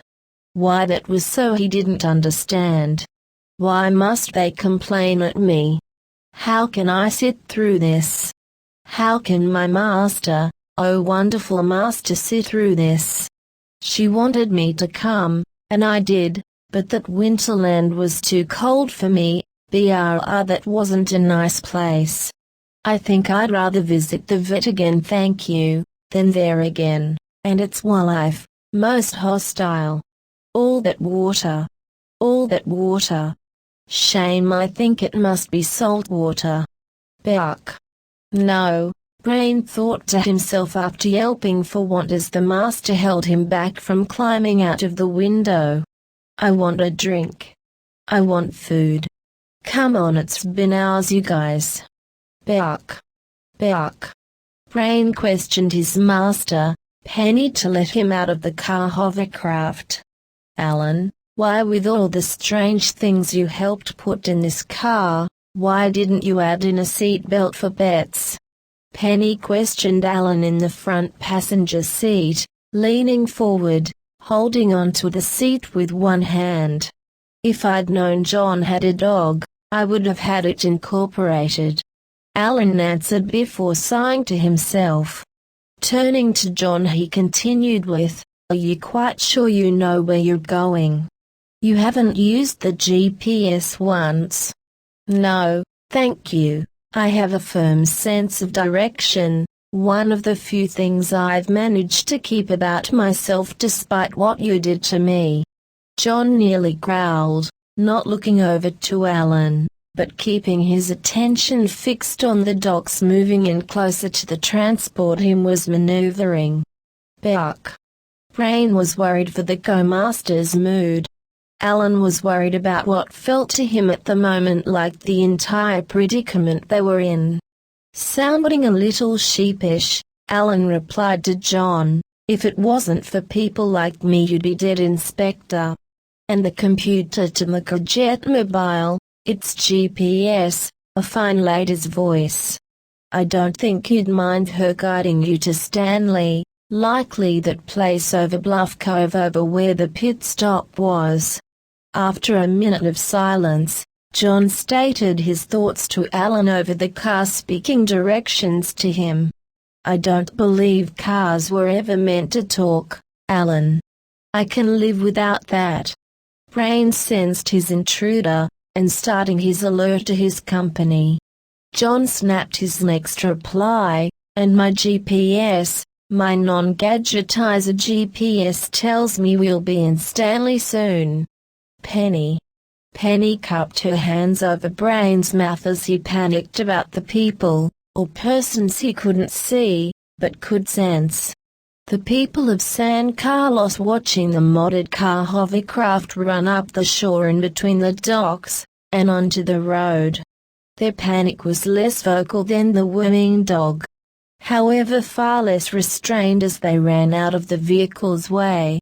Most dropping whatever actions they were undertaking at the time of its intrusion into their lives. Step 1 had not succeeded. That was ridding the area of anyone that could be helpful to the agents of Happy. That the mad agents knew to expect. They couldn't clear out an unknown population of the island's nation capital. Dr. Claw of course would show his agency's not acronym namesake with such a failed task as this.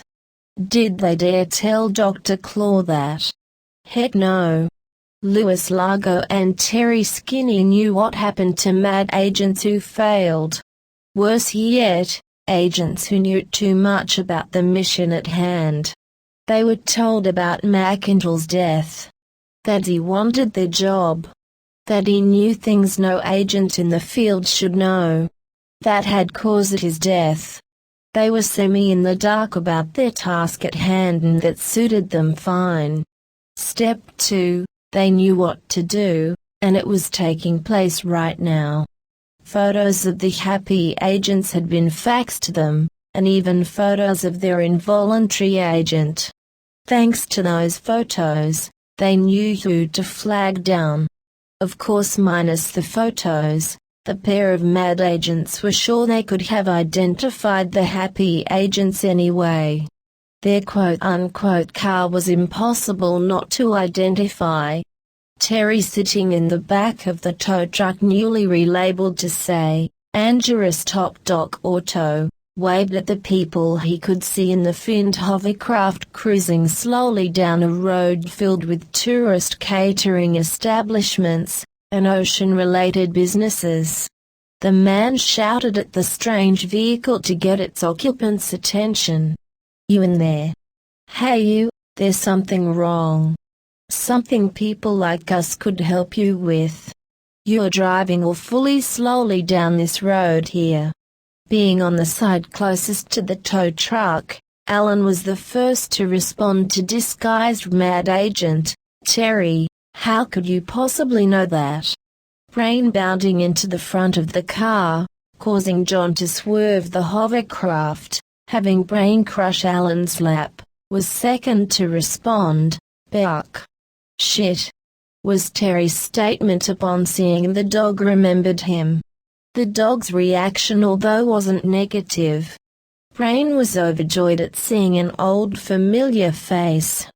Correction, as the dog looked to the front of the tow truck at the driver in its cabin. He saw two familiar faces. That wasn't a good answer there. Alan shouted to Terry, thinking of course the curse had been directed at his question. No, not your query, sir. I'm just not happy with dogs doing that sort of thing. That causes accidents, you know. Terry replied, hoping he'd covered his reaction to Brain's recognition of him well. Ask him where the garage is, Alan. John requested to the engineer, now looking at him with a baffled expression. Why, John? You know I can do the job. All I need is a proper workshop garage to do it. Alan said, still worried at the inspector's need to query the help outside in the tow truck. Brain likes them. Haven't you noticed that? If the dog likes them, I like them, and I doubt they'd offer help if they didn't know a thing or two about vehicles like this. John answered with an air of smugness which also constituted a show that he still wasn't at ease with the engineer's help. Dumbfounded, Alan could only reply to John with, "This is a purely one-of-a-kind car. No other vehicle on Earth is designed like the Gadget mobile. Odd name. Listen, Mr. Engineer, my mind is made up about this matter. They will fix the damaged circuit board." John replied, refusing to be swayed from the stubbornness he had set himself into over the matter. Grumbling that the cyborg he'd helped create should also have the prefix in his name of Gadget, Alan shouted out the window a couple moments later at Terry, and in reply from the mad agent, got the needed address to their shop. Chapter 12. A stone's throw beach over from the garage for Angela's Top Dock Auto. Penny slipped into the cold water in her newly acquired bathing suit and snorkeling gear. It didn't sit right with John what she was doing, but at least he felt sure she couldn't cause any trouble down in the water. His niece claimed to him she had gone wreck diving before off the coast of South Carolina with her parents. A dangerous activity, but he knew with all Penny was capable of, he knew she had to be telling the truth about the matter. A matter he wondered if his sister, her mom, and also his brother-in-law Dad ever knew about. Rain walked nervously along the beach at a fast pace, not daring to go into the water, more than he had tried venturing when she first started moving into it. With a quick run into the surf, he had learned what Southern Ocean felt like in September. Now with wet for all he could do was watch her disappear into the water. Shaking himself dry didn't help the feeling of dread he had about this. The memory of the impact of the cold salt water enforcing the feeling. He had witnessed this activity of his master before, but before it had always been friendly warm water. Wanting a better view of his master's exploring without getting wet again, he joined Alan sitting on the nearest dock. To Alan's relief, the dog had no interest in him, while Penny's diving worried him to nearly the same degree as it did his co-worker. He felt the forced downtime could be put to good use. With his equipment and suitcases to either side of him, he was working on refining the fibers of cloth of his project, using the new 45R adjustable current director. The pacing changed when a patch of sunlight hit the engineer's project. The cloth wasn't normal fabric. It under normal lighting shimmered in iridescent hues. This fact had not been noticed by Brain until now because of the sky being cloudy. The sparkle piqued the dog's interest. He roamed slowly over to Alan, who didn't notice the dog until he was standing in one of the open tool cases, nosing the fabric in hand. "John!" Alan shouted at the inspector standing on the beach, watching the surf to the girl unseen by him and it. Noticing the predicament Alan was in, John ran over to Alan, and along the way grabbing up a piece of what was half-buried rope, broken off from something unknown from the sands of the beach. "Sorry, Alan, I guess he's just taking after her. Trouble, you know," John stated as he removed Brain from the tool case and tied the rope to his collar. Continuing his work with the 45R director, Alan grabbed another tool from the formerly dog-occupied case, which looked like a set of tweezers with a square metal stamp on one tip filled with what looked to be dozens of tiny indents in it. Looking at his work, and not John, Alan said, "I don't mind dogs most of the time, but I think that one has issues, John." "Issues?" John said with sarcasm in his voice, watching the engineer work. As Alan tried to pinch the fabric with the tweezer-like tool and with the other hand work the 45R director, John lifted one corner of the fabric, and questioned him. What kind of mad science is this? Alan stopped his work and started beaming with pride at the fabric he had in his lap. Holding up an opposite area of it to what the inspector was holding, he stated with a smile, "My project. My ticket to fiction turned reality. John, once this is finished, wearing this will give me superpowers while it's on." John wasn't sure what to say, as he moved his mouth trying to find words to fit his opinion of. Now he knew Alan had to be more nuts than he originally thought. As he dropped the fabric he was holding to simply stare at the man in disbelief. A shout directed at him gave him a reason not to tell Alan. He thought the man was insane. Among other words he was sure a psychiatrist could label the man with, "Mr. Hayward, hey over here, we need your words on this." The shouting was coming from Lewis, in the garage.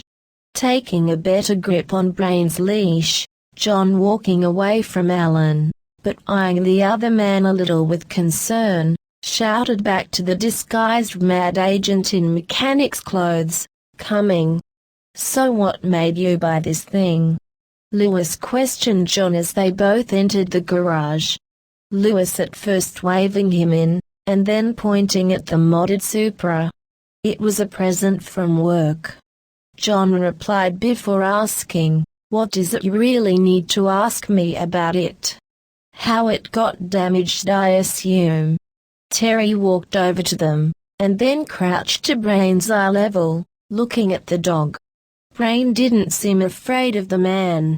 In fact, he seemed to be overjoyed at seeing Terry, who he then tried to hug the man by getting up on his hind legs and putting his forelegs over the man's shoulders, with tongue out of his mouth. Terry pushed the dog away from him as John continued, "Are these questions about the dog? Did he do something to the interior of the car I need to be aware of?" As Lewis put an arm around the inspector's shoulders, Terry took Brain's leash away from the officer. Nothing like that." While Terry walked over to a cluttered work table, Lewis asked him, "You make sure the dog's leash is secure, Terry? We don't need anything interfering with this." "I'm on it," Terry replied as he sat Brain in a chair and tied the dog's leash to it. This was now making the inspector feel nervous. Tightly gripping one of John's shoulders, Lewis led John towards the messy table by the dog. That didn't help the nervous feeling, and made it grow more intense. "What is going on here?"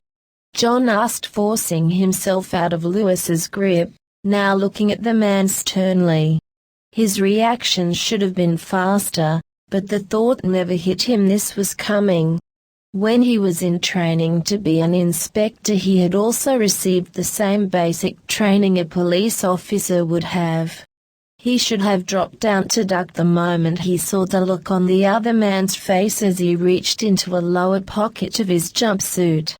Maybe it was seeing the unknown type of gun he had grabbed out that made the hesitation happen in John's brain. The shot was like nothing he had ever felt before. It made everything go blank for him. He could see, he could hear, but it felt disconnected. He felt like he was in a fog, not like the other night. The other night when the cyborg cat attacked him, it had induced a kind of paralysis, but this time he didn't feel sleepy. This time, however, while he felt nothing like how the cat's scratch had affected him before, this time he could move. Step 3 accomplished. The living technology, needed by Dr. Claw and other agents working on the big mission, was now no longer a threat. As Lewis took back his grip on the happy agent inspector, Brain tried to pull away from the chair his leash was attached to. Whining, the dog even tried to bite it off to try and help his co-master. John felt like he had in the backyard to his home the other day. No control. He could move, but not how he wanted to. Was it the lack of practice with his new limbs that was causing this, he wondered? Or that weapon that had been pulled on him? Entering a room that looked to be filled with equipment of a kind unknown to John, Terry was beginning to start work on something in it. As Lewis reached the work table, he let John fall to the floor, as he in swift motions cleared it of all that was on it. The tools went flying everywhere, but on the injured man. Somehow John felt that had to be intentional. Brain tried to bite Lewis, as he took his next action, at which John felt he could only watch. The action being grabbing a piece of fabric the length of a man with ropes held on in multiple places to it by rings. The layout of the cloth seemed to indicate it was meant to hold something. John's stomach dropped as he was now sure he knew what that must be. Penny. Alan. His throat hurt somehow. The words were soft. Brain's whining wasn't as soft, as he mentally kept flipping through decisions of what he should do. On one hand, his co-master needed help, needed him. On another hand, one of his former co-masters had hurt him, and he felt feral instincts over what to do with them. The dog tried biting at Lewis again as he laid the fabric with rope straps over the now cleared table. "Terry, I'm sick of this dog. Could you turn on his relay? I want to get this done. Maybe that will keep the Frankenstein mongrel busy, and not thinking of biting." A request the mad agent Lewis made, at first starting with a shout, and ending with a soft growl in his voice. His attention going from the co-worker he could see through windows in the next room, to the growling dog. After Terry flipped some switches, and pressed a few buttons, activating the equipment around him, Lewis had a hard time concentrating on his job. A simple job. All he had to do was lay out the fabric with ropes attached to it neatly across the work table, and lift the helpless inspector onto it. All he could get done in actuality was the first of these two tasks. Brain's barking, and the fighting his leash had now gone off the deep end. "I'm going to muzzle you, you near worthless failure." Lewis snapped at Brain. Chapter 13. Surfacing to empty out some water that had somehow found its way into her snorkeling gear.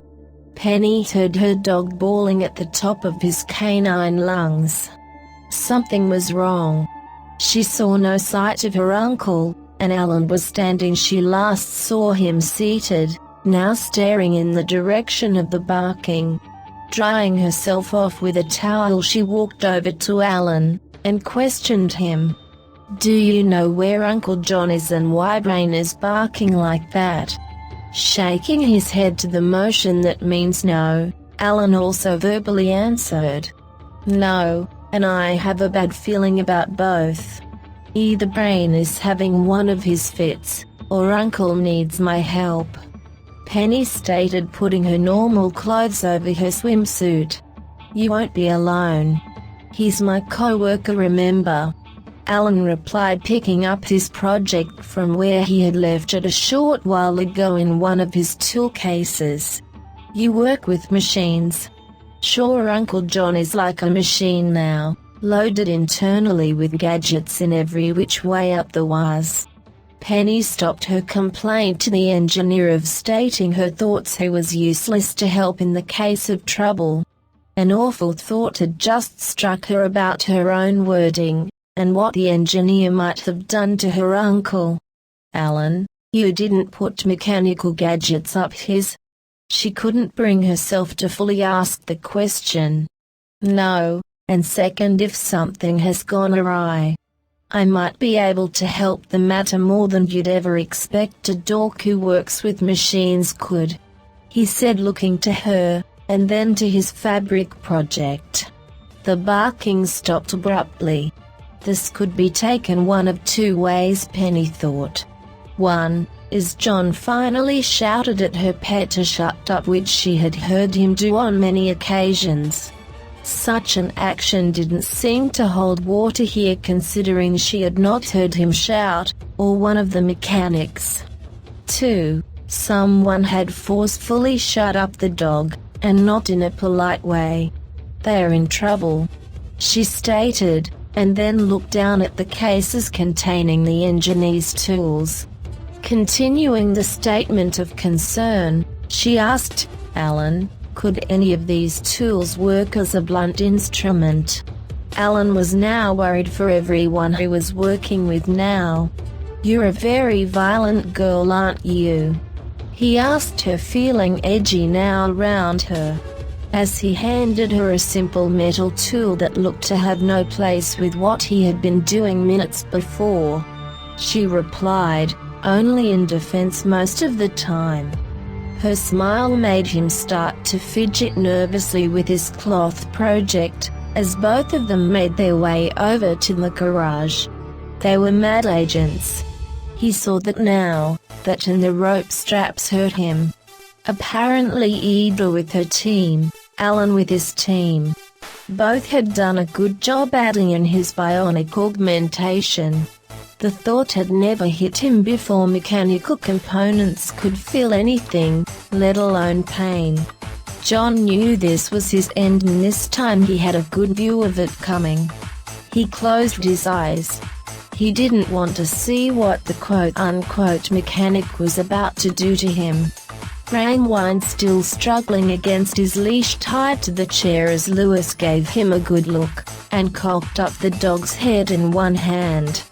He no longer feared the dog biting him. A makeshift muzzle wrapped around his head took care of that. Getting a good view of your master's uncle. That's exactly what Dr. Claw wants. A front row seat into the mechanics of this cyborg cop. God, it was the dog, John thought. Matt was using animals. Animals that he knew had to be augmented. Had to be their source of information that Happy couldn't pin down. That made sense now. That, and the man's crack about the pet being a Frankenstein mongrel. They had to have been Brain's original owners, and he had to be some kind of breed they had made. The dog was a service animal meant for evil. What is going on here? Alan. John considered opening his eyes, but knew hearing the man had to be a hallucination brought on by fear. His co-worker maintenance teacher over his new mechanical body. He wasn't the hero sort despite being a tad nuts and thinking he could be.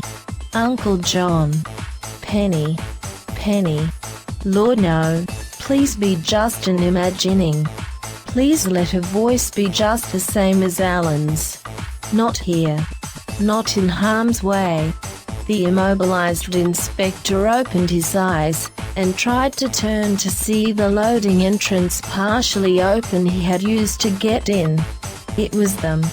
Both of them had found him. Penny was wielding a heavy-looking tool of some kind.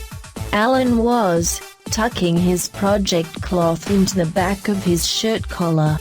Crap, those two are going to get themselves killed too if he didn't do something. Trying to get free of the restraints more forcefully now. He prompted new reflexes to take over. With no control except the motivation to try, and help his niece, and new friend. One arm's interlocking robotic extensions let itself loose, and go limp to the floor. Next his neck did the same action, and he found himself with an upside-down viewpoint of the action taking place before him, head seated on the floor for the show. Get out of here, or you'll regret it fast. Lewis shot angrily at the unexpected company and the garage. The breaker bar he picked up and proceeded to pound against one flat palm, putting more weight into his words for them to see. You've strapped my uncle to a table and it looks like you're going to. She couldn't bring herself to say what she knew he must be intending. What came out to finish her statement? came out as she ran for the large mad agent. "You're sick." She hit him with the tool she was holding, bashing him in his arm. That hand was wielding his weapon of choice. Shouting in pain, he dropped the breaker bar to the ground. She then ran over to the set of furniture, restraining her family. Alan, taking on a tough look, approached Lewis, and hit him too, but in the face. This time the mad agent knew to expect the pain of a blow from someone. The girl having any kind of power in her muscles had come as a shock to him. It hurt, sure, but he knew of a better way to deal with a full-grown man, and at that one who worked for Mad's counter-organization, Happy. This time the gun was a normal one, used by the likes of the good patrolling the streets, and the bad who hid in the alleyways just beyond them. Alan never saw the gun, but he felt the impact of the bullet hit his gut. Having just had his muzzle removed, Brain started howling again, but softer than he had before. The mutt was upset, but glad to see his master again. "Never take on Mad, you Prozac nut," Lewis exclaimed, looking down at the fallen engineer. Taking a better look at the Happy agent, Lewis's voice took on a new tone. It was shock at what he was seeing. "No blood. What the hell?" Blinking out of his shock, Alan bent his head down to look at his belly. No blood was there. The bullet, while it had hurt, had simply bounded off him. He could see it laying on the ground near him by his waist. "Ha," was his only response to the sight before grinning and getting up to face Lewis. Fearful, Lewis shot Alan again in the chest. The engineer took the pain in stride as the bullet ricocheted off him. Then Lewis shot him between the eyes. Alan, at this, with the bullet dropping to the ground, furrowed his forehead, rubbed it with one hand, and exclaimed to the gun-happy mad agent, That hurt just a little." Lewis ran. Alan flew at him, and rammed him to the floor. Penny had only watched the first part of the scuffle between the two agents. She had been ready, and had started to come over to the engineer in concern until the mad agent had stated his shock about the lack of blood. Now she was purely fixated on freeing her uncle from his bonds. The action taking place around her couldn't break her concentration as she desperately tried to unknot the rope straps. John was aware of everything taking place around him. His niece, that he now knew he had begged wrong for being nothing but a pain in his life, was now trying to save his life. His co-worker and new friend. Nuts as he may be, he was proving he wasn't as much a mad scientist engineer as John once thought he was. Now the man was taking shots that would normally kill people, and flying. It was unreal. The Happy agent inspector didn't like the feeling of helplessness he was forced into since the blast he'd taken from the unknown weapon. There had to be something he could do to change this predicament. Help Penny in some way, help him. He wasn't a normal man anymore, and that's why he had been targeted by the mad agents. Trying to remember the tools at his disposal, the thought of his left index finger hit him. More to the point, the fact it was now something of a Swiss Army knife. Could he cut the bonds Penny was trying to free him from with that? After all, there was a knife in that set. He wound the arm still up on the table and tried to not only force outwards its mechanical interlocking metal extension rings, but also the tools on the in the hand it was attached to. What he managed to do was have that arm as well fall off the table. The extensions had kicked in, lengthening his arm, but they had gone too far in the act. The move, however, wasn't completely a waste, he noticed. As his right arm had slid off the table, he had noticed his hand comply with his wish to access its tools, by opening up the ports for them, and exposing them. The arm and hand flopped around the floor like an out-of-water fish. As he tried to move them back on the table for the rope restraints, he groaned at the futility that he felt was going on about him. Everyone was trying to help him out of this mess, well, nearly everyone. Brain had other ideas. The canine had slipped out of sight shortly after Penny had untied him from the chair. All John knew now of the dog was growling, he was sure was coming from the room the other mad agent was in. The other mad agent, the one that had turned on the dog's relay, now was shouting at the mad agent that currently, the inspector could hear, and occasionally see, as the battle shot into, and out of his eyesight. Alan was fighting with, and with a weird twist of emotions on his face John couldn't make sense of. "Please forgive this, Uncle. You have the right idea, but I think only I can carry it out right now," Penny exclaimed as she reached for his flopping right hand on the floor, and picking it up, started working his hand like the multi-tool it now was, cutting the restraints. Once freed from the bonds, he made an attempt to thank Penny, which didn't work out so well. With getting a little help into a sitting-up position from Penny, he told her, "Thank you," as best he could with his voice still feeling hoarse, and at the same time tried to put one hand on her shoulder. It more came across as a flat-palmed hard slap. "It's okay, Uncle, I understand," Penny stated, smiling mildly at him, now helping him to get off the table. Elsewhere in the garage, Lewis watched the inspector but refused to get up and do his job, the pain of the just-fought battle keeping him at bay. Dr. Claw didn't need to know about this, he thought. His boss hopefully knew nothing about his failure to dissect the happy agent so the man could learn more about the technology that ran him. The agent's niece's dog, and their former property, had not been by the operating table for too long. So maybe he was in the clear. Maybe the broadcast to Dr. Claw's office had never made it to him. Although this in itself presented other problems if true. That would mean either way he was in trouble.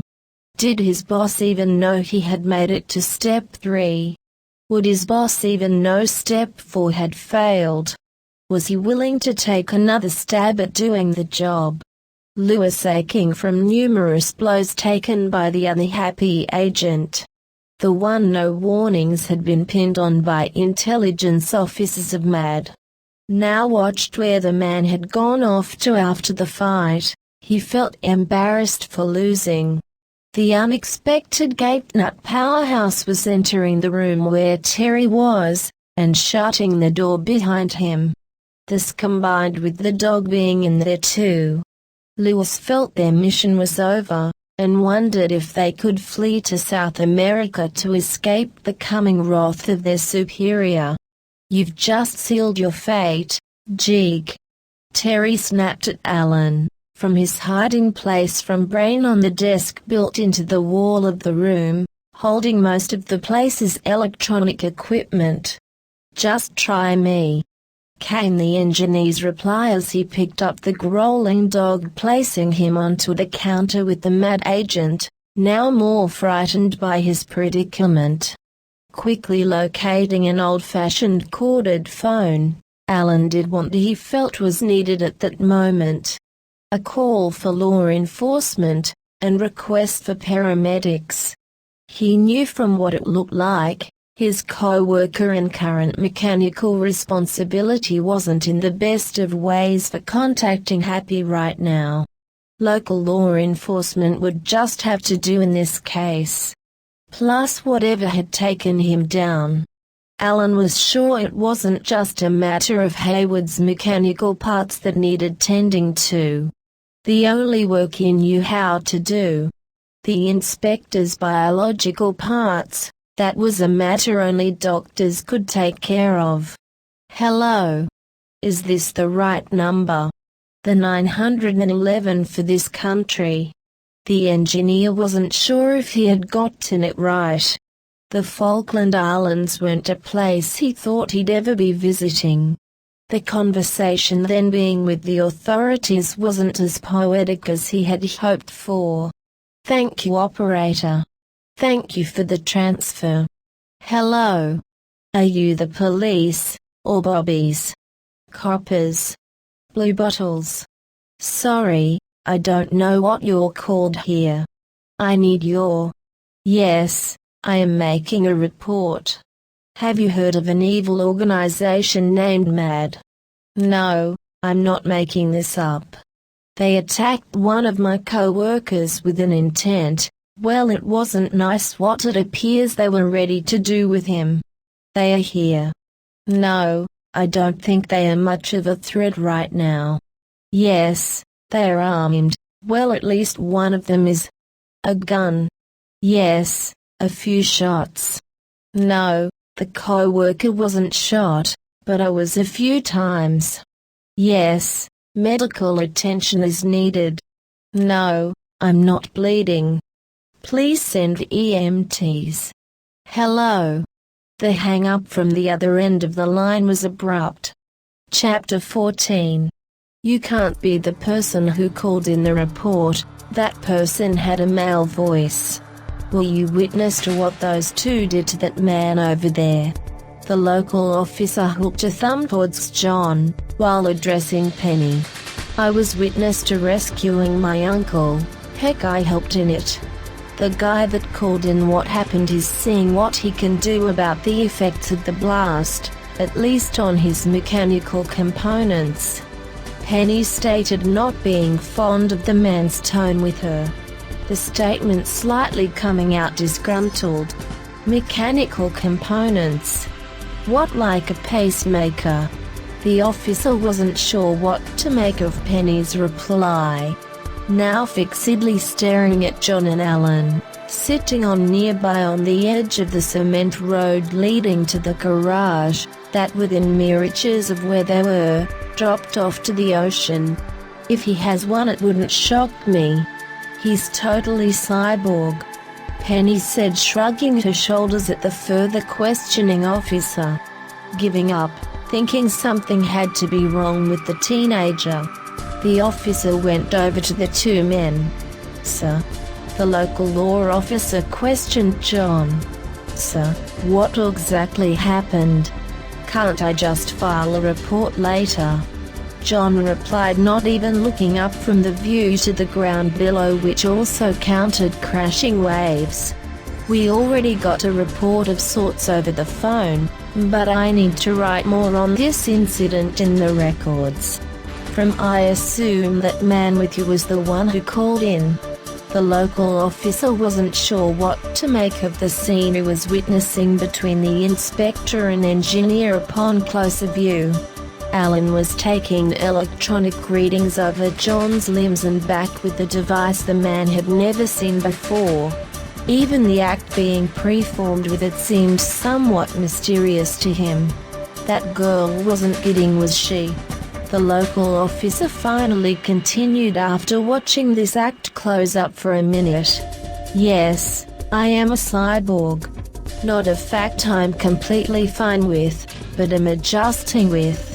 The paramedics are here too, right? John shot at the officer. The man knew when to back off. I'll ask the kid for more details. You two do, you two continue with whatever it is you're doing. As the local officer left them, the engineer finally spoke up. I'm no doctor, but I more think this is a matter of your natural biology. I want some water, John replied. I'm betting it's more than that, Alan said, putting his scanning device into one of his vest pockets. I don't want to go back to the hospital, it's too soon, John whined in reply. Hopefully that won't be needed, but some rest at the very least, Alan stated, now taking a seat beside John. The dog is a spy. Matt is using animals to get their inside intelligence," John said, taking a deep breath in between the two sentences. "Far out," was all Alan could think to say at the wild revelation told to him by his co-worker. "That's all you have to say. You know, part of what I said was Penny's pet dog is working for the bad guys," John stated to Alan, glancing towards him, concerned and worried. "Sorry, my mind has been off of other matters a little. Did you catch that action I laid down in that garage?" The man's Cheshire cat smile returning as he questioned John. "At first I thought hearing you at all and there was a hallucination. What I saw you do from my blood rushing into my head from it being upside down on the floor, I'm convincing myself that was a hallucination." John shook his head at the ocean in a no pattern as he spoke the words. "You thought I was crazy when I told you about my project, didn't you?" Alan replied with at first slow words that sped up towards the end of his question. John didn't answer. To him this felt like one of those times it was best not to be honest. Opening his mouth at all he knew would hurt the co-worker's feelings in saying the truth. "We're both super-powered, you know. You with amazing gadgets, capable of doing any task imaginable. Me with my cape, giving me the ability to fly, and letting me be impervious to harm." Alan felt giddy about the next part of his statement to John. As the result he started swinging his legs, kicking lightly at the air, and hitting the cement wall as they'd crash back to it upon return. Bracing himself to the ground, he continued boldly, "I think we need code names." "No," John replied with a tone of complete finality. "What do you think?" "Inspector Gadget. Has a nice ring to it, don't you think?" Alan wasn't going to give up easily on ending the subject. John wanted only to focus on matters he felt were relevant. This code name business felt like nothing of the sort. "This isn't a comic book, Alan. This is real life. We need to focus on what's important." Anger was starting to creep into his voice. "Call me Captain Gateman," Alan replied, smiling, brushing off John's words entirely. "That sounds nuts," John replied, giving the other man a weird look as he did so. Lifting a finger, and continuing the seemingly ever-present smile, Alan rephrased his comment. "You're right. I think Corporal Capeman has a better ring to it." Again, not for the first time that day, John groaned, but with a now added in eye roll skywards. "Don't take this the wrong way, Alan, but I need some time alone. Please go away." He'd had enough of the man's insanity. It didn't belong in the moment, and more important things needed attention, like the assignment he was trying to follow through with. As the concerned engineer got up and walked away from the inspector, the local officer of the law, now done talking with the inspector's niece, was making his way back over. "Sir, it's an honor to have you guys here. Name it, and I'll see if the 21st Precinct can oblige it to happening." Crouching down to John, he then continued, "Need a little help getting up? I've heard you've been through a lot today." "Sure," John replied, almost grunting as he took the now offered hand outstretched to him, lifting him up from his sitting position.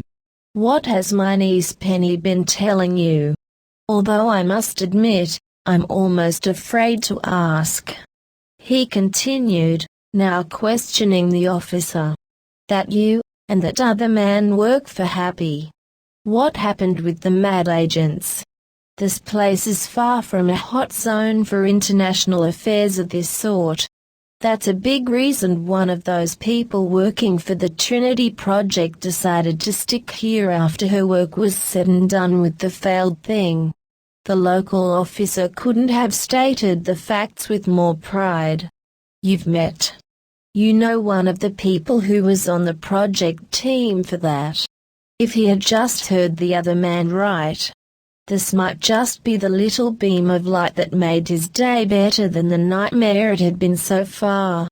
13 years ago, in the project's staff changeover on who carried the bomb to its final destination, Ms. Momenta decided she'd had it with big projects. That she wanted a more simple life away from the tribulations of destruction that she felt were looming over most of the Northern Hemisphere nations. She works now with us. Good correctional officer.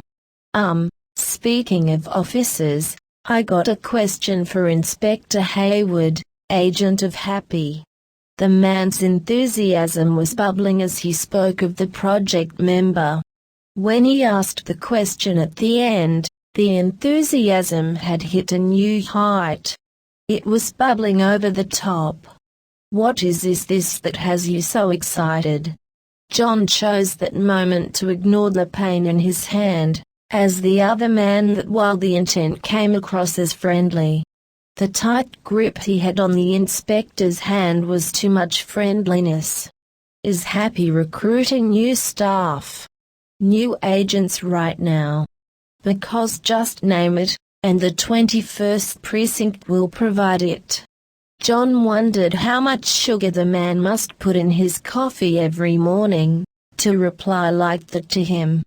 Contact with Ms. Momenta, and a glass of water, and I can only guess my co-worker's remark. But a bunch of different vitamins, make that multivitamins, the strong kind. As John made his requests, he hoped he was right about his state of health in the afterwards of the effects of the blast given by the mad agent. Chapter 15. After an escorted ride to the 21st Precinct station, John and Alan were met by the same enthusiasm given at the scene of the crime. Representatives of Happy were more than welcome there. Penny was fine with this, her attention needed focus elsewhere. Praise, something which normally would never happen from police. In fact, police at all thrilled with her presence would have felt a little odd to her. Right now what was important was her dog, Brain. She could read his moods, and what he was displaying was a mix between being in a foul one, and being saddened. He was intelligent. Penny knew the dog had to have realized what was going on with him. If he didn't, she would be amazed. Because otherwise it would have made no sense why the dog had terrorized the skinny mad agent for what he had been using the dog for, right before his eyes. Brain, if I had known. I'm sorry, I would have taken you to a vet to fix this, but I'm not sure even they could help. She told the dog, bending over in her walk beside him, as he trotted along with her. Brain stopped walking, and just stared at her, before turning his gaze to her uncle and his co-worker. Ralph. He barked lightly, indicating attention meant for the two men to her attention. As the men were questioned, and praised, continuing to go deeper into the police station. Penny then had it click why the pet chose then to focus at that moment on them. I hope you mean other people working for Happy. Uncle John wouldn't know the first thing about helping you with the relay. As for Alan, I'm grateful and I'm sure you are too. His thing isn't medicine. Penny stated to the dog, smiling while she showed her hope for the dog getting the help he needed. Bark. He replied happily, and wagged his tail at what she had just told him. The office in which Nikki Momenta worked out of was a mess. It was a shared space she held with the police department's master sergeant. John had the feeling, due to years of working in law enforcement. The clutter was not due to the sergeant's ownership of the room. There wasn't a need to knock on the open door, and Nikki quickly took notice of him in the doorway. Which one of the agents are you? The inspector or the tech? She asked him, looking puzzled. A bit of both. John answered, now entering the room, and standing in front of the woman, focusing between an expandable cardboard folder filled with papers, and him. What? She responded. The inspector's crack comment was lost on her, or at least appeared to be. Sorry, bad stab at myself. Madam, I'm the inspector, Inspector John Hayward of the International Protection Agency known as Happy.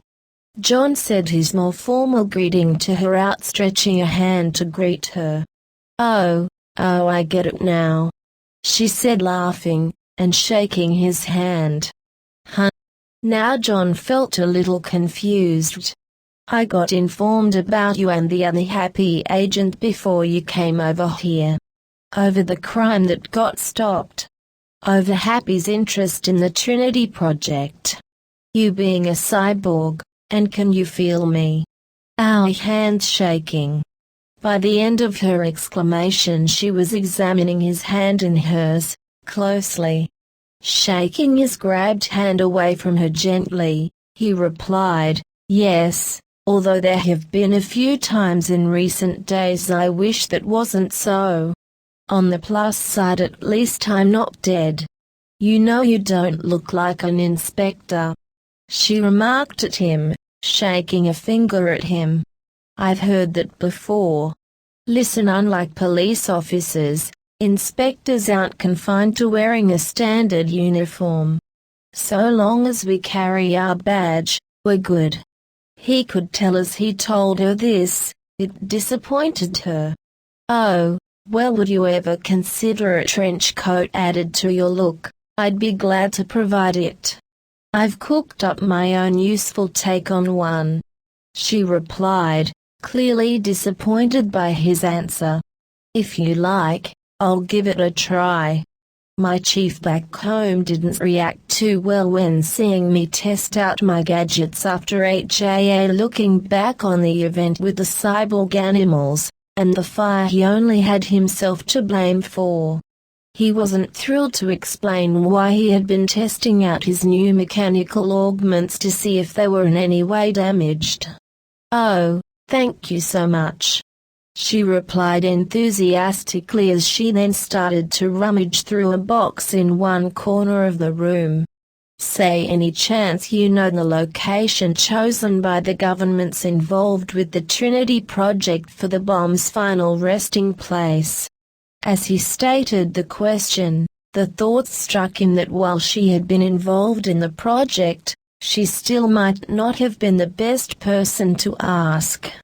If this was how she took care of her workspace, he could only wonder about her mind.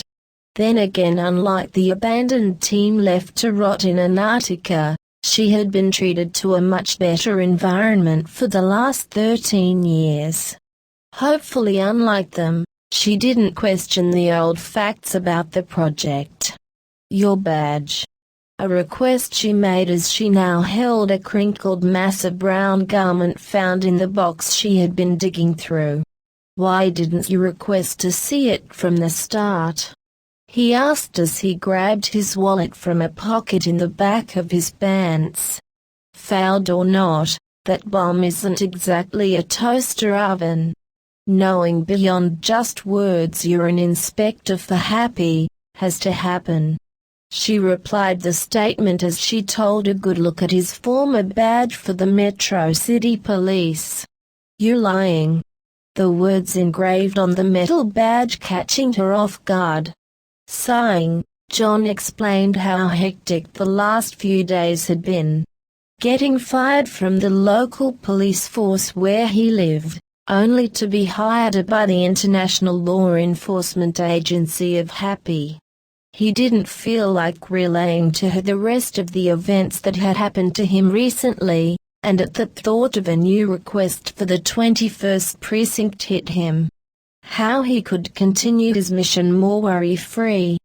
Before his additional request was made, She told him what he needed to know, what she had been tight-lipped about for over a decade. S42, 25, 24.4435 W1750 30.4688 S42 25.407391 W1750.507813 minus 42.423457 minus 17.841797. Feeling clueless about the sets of numbers didn't last long, as she further went to explain what they meant. Latitude and longitude, of what she called between where they were and hope. Now he felt the need to make his request that now had become two. That his niece and her pet be given haven by the 21st precinct. That his co-worker be taken to a hospital for psychiatric evaluation. Plus the newly added redefinition of what she meant by halfway to hope. When she explained she meant a place named Cape of Good Hope in South Africa, he felt embarrassed. In the inner chamber branching off of the office belonging to Mad Command Leader, Dr. Claw. The doctor was checking over what he knew of his organization's top mission assignment of the moment, on a tablet computer. His agents, his failures in Stanley. The lack of unlocking the mechanical secrets Happy had implanted in one of their own agents. The fools thought their inability to do their job had gone unnoticed, but they had forgotten. He had spies everywhere. While the dog owned by the agent's niece had been discovered. His sight seagulls were on duty outside. They had witnessed his men taken in by the local authorities. Now he felt it was up to him to finish this mission. Using knowledge gained by reverse engineering the agent inspector. That was something that would have to be a later step part of his plan to end the mission over gaining the bomb. First he would have to use the inspector in a different way. Keeping an eye on the Happy agents had stopped upon them entering the police station. Although knowledge was there, that at least one. The more important one, the one Claw wanted, now knew the bomb's resting place. He had requested to meet with a former member of the Trinity Project. A fact Claw now felt enraged at himself for not thinking of before. Keeping tabs on more than just the members of the team left in the wasteland of Antarctica. While the information was a blank what the woman had told the inspector, Claw knew the man had one of the same goals as himself. To find the Trinity bomb. With the help of his sight seagulls it would not be hard for him to keep track of the Happy agent's trek to recovering the bomb. Beyond the chamber, Dr. Claw entered his first pride of personally constructed equipment. His vehicle, his jet rocket car. Tracking the inspector he thought should indeed not be a problem for his spies. Because in the whole world, to his knowledge, the only thing with wings and wheels more unique than his jet rocket car, was the Happy agent's Gadget mobile. Chapter 16. Sitting in what felt like the dead center of the Atlantic Ocean, John regretted how he had left Stanley. He should have thought to fill the car with gas prior to leaving. Instead, rather than thinking of the essential for the trip to make it to the longitude and latitude coordinates given by Miss Omamentu, he had been focused on his now former traveling companions. Protest and urging from the two that could talk. Nothing from the dog and last one he'd ever want now to be around. For as much trouble as John had recently realized the dog had caused in his life, at least the animal had the smarts to know when he wasn't wanted around. His niece, as helpful as she wanted to be, he knew was still a bad idea to have hanging around him. She had no business poking her nose into his work. It had caused problems at his former job. He now hated to picture what her intertwining herself into Happy's affairs would result in. Plus, to top that fear, the added one that since starting work for Happy, it was a new ballgame of the sort of criminal element he was encountering. So far he felt it was amazing she hadn't gotten hurt in this whole mess except near its start. A scratch from a mechanically altered fox and some inhaled smoke from his mistake in setting his house on fire. While he was to blame for the second of the two acts. Given the dog's howling just before the animal attack. The attack he was sure also had to do with Mad. The canine's howling he now knew had to do with the counteragency using the mutt. John felt he had a dead-on hunch. That night it was them getting a view of his house before busting into it, or something very close to that effect. Given the villains he was now facing, he knew just a simple scratch could be much more in the future. Deep wounds, broken bones, kidnapping, death. John knew his niece should be nowhere near him while he was working. The grim possibilities felt endless of what could befall the girl. As for his co-worker, Alan, he just plain didn't like him. The man was a reminder of what was done to him.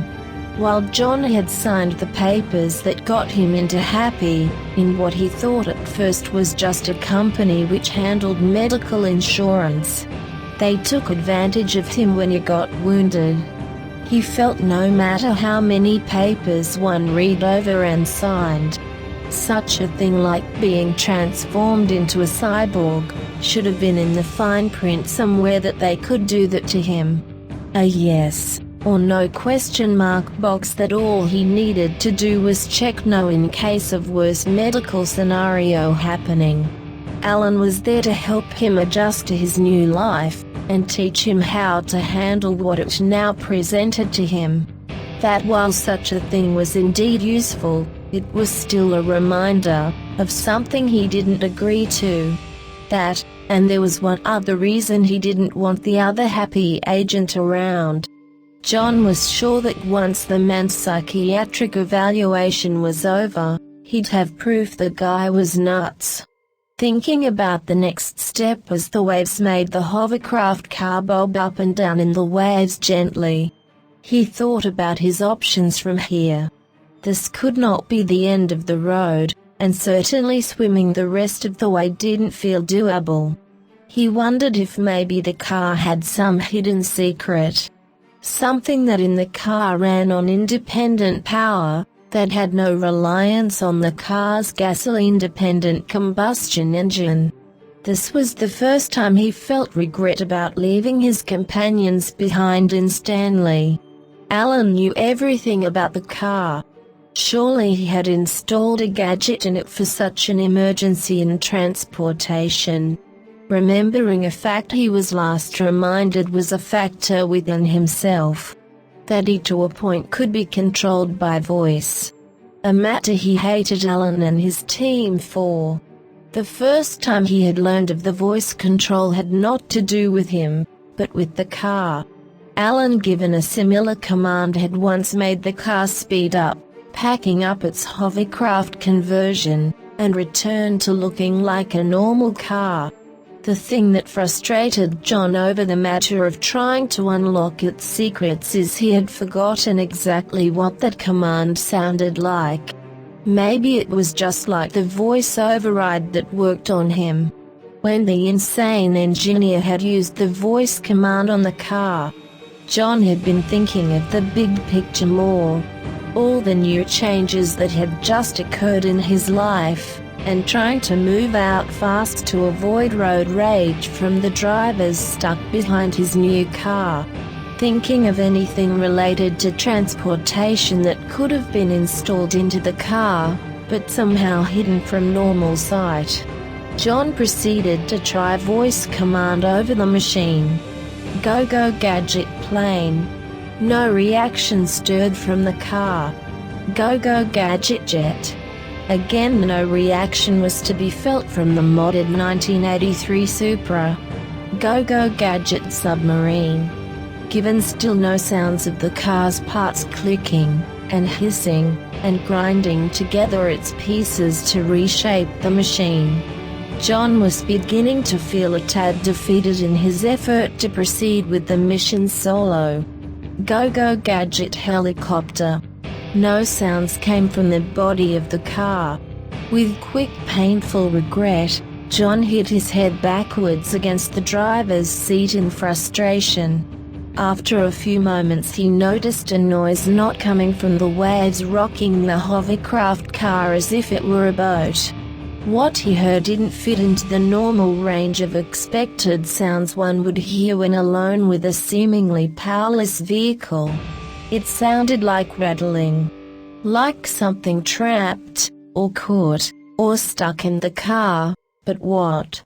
Looking around the cabin, John found the sound source. It was one of the equipment cases Alan had insisted be packed for the trip when it started. One of the cases containing some gadget meant for use by him. And him. He remembered how one of these helpful tools felt like it had launched an attack on his head, before becoming useful. Grabbing the case from the back seat of the car, he rested the shaking box in his lap. Not feeling eager for a repeat of the first experience of pounding equipment nestling and installing itself into his head, he thought about how best to undergo the hopefully mild transformation it would do to him. Maybe he could hold back its pieces, and have it install itself one piece at a time. Less of a bashing that way, and less need to think about Tylenol in the afterwards. Opening the case up slowly, he mentally prepped himself for what was now needed. Withholding eager components, and letting them, what he would allow in a timely manner, enter his installed plug-in socket on top his head. The act failed fast. The rapid-fire action of his add-on body parts couldn't be slowed down. The blades meant for the helicopter accessory, when unpacking themselves, broke the hovercraft car's windshield. Catching him in surprising weight, the rotor engine impact knocked his head to the driver's side window when it attached itself. That act too broke yet more additional glass. John considered for a moment looking at himself in the car's rear-view mirror to see what he looked like with the accessory now attached, but figured it was best not to. There were bigger things to think about now. Although he hoped that the ocean water, if it now entered the car, thanks to the windows he had helped break, would not damage the vehicle further. Climbing through the broken windshield carefully, he felt grateful for the seemingly little things in life. The helpful things the former project member for the Trinity bomb had given him. Coordinates that he knew went too far away from him to get to at this point. That, and protection against the chilly breeze of the sea air. Now he liked the trench coat. Chapter 17. He didn't need to think about the coordinates for the resting place of the bomb to guess who was at them. What was before him was one of the strangest looking sights he had ever seen in reference to real life, and not a work of fiction. Looking to be the spanning size of a small room, was what looked to be a cylinder-cut, endless-looking hole into the ocean. The water just pouring down into it at a straight drop angle with razor's edge accuracy. Upon closer look at the cut hole in the Atlantic Ocean, he noticed two things. One expected, it was what he had been hoping for, or at least it appeared to be what he was seeking. At the bottom he could make out something resting there. Something that looked to be the right shape and size of what would be used in the military for a large bomb.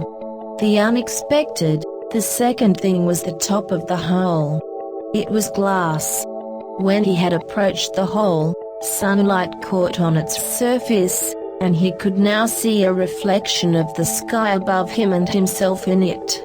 The helicopter accessory he decided looked decidedly bad on him.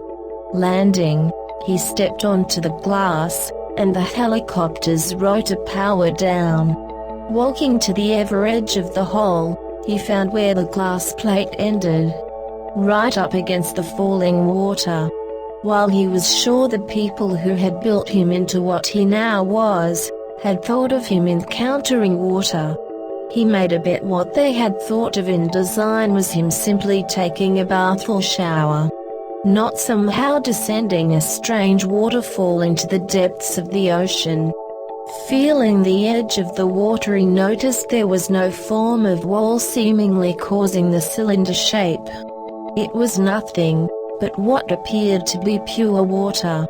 Moving in deeper to the start of his forearm into the water wall, he felt it upturn.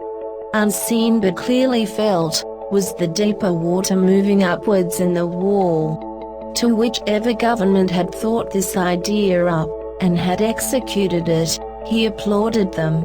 This chamber was of the most unique design of anything he had ever seen. Plus, strangely, he thought its down and up currents might be the way to move down into its depths safely, provided he could do the act without getting crushed by the water's opposite forces at work. Carefully moving over the side of the glass surface, he took his first handholds into the wall of water. Opposite forces making a feeling of a solid surface, if not one that felt alive. The climbing down into the hole soon took an unexpected turn, but be it something he should have foresaw coming. The moment the top of his head touched the water, he got caught. The helicopter blades were now trapped in the currents of the wall. Too large for movement, he guessed, with the fact he could move his hands and feet in and out of the forced liquid crevices he was creating. Pulling away from the wall, but still trying to keep in touch with it, he attempted to yank out the caught blades. No effect was taken by the effort except by mistake shaking loose one foot from its hold in the wall. With one leg dangling over the pit, he remembered his new tools. That, and practice done with them that had ended in crashing into the roof of his house. Although thinking back on that now, he had little fear of the result of using his robotic extensions. No house to crash into. No, just a defunct bomb that he hoped truly held no power whatsoever. That was the only thing he could crash into. Plus, as far as his limbs not responding correctly like they had been doing thanks to the unknown energy blast he'd taken by the mad agent. Ever since he had replenished nutrients the blast had somehow forced out of him. That, and drinking a quart of water. He felt much better, and that effect was sure in the use of the robotic extensions, wouldn't make him feel like a fish on of water again for lack of control. Thinking over the logic he had been mulling over, he laughed at the last thought. Because looking off a short distance into the water into the unaltered ocean, he could see its fish swimming about. With a non-vocal command, he extended the dangling leg to the bottom of the floor of the ocean. A second command, once freeing his other leg from the water wall, brought down the second leg to meet the first extended one. Now, instead of thoughts he might feel like a fish out of water, he was sure he felt like a giraffe of sorts. Problem was that even though he was in a sense at his destination, he sure wasn't eye level with it. Acting on hesitant thought, John activated his helicopter accessories rotor. To this, the mechanical blades did in fact make progress in movement. They twitched in the water wall, attempting to spin in normal fast procession. Trying to look above to the blades, all John could think of in seeing them attempt movement was thinking of what it must look like if a gear in a clock was prevented from moving, and wanted to continue with its steady onwards march of ticking time. An hour hand trapped at 12 o'clock, unable to reach 1201. Just as he started wishing the blades could somehow pack themselves up into his head to duck away and end his trapped predicament, they found their way free in as best a sense that they could. The trapped blades broke off. Given situation, things could have been far worse. At least John thought his feet were on the ground. Retracting the robotic extensions in his legs, he made his way to the seafloor, and to a normal height again. Looking at the Trinity bomb, he wondered how he was going to take it out of its strange surroundings, and back to his car. The failed multinational science project was nearly as large as he was.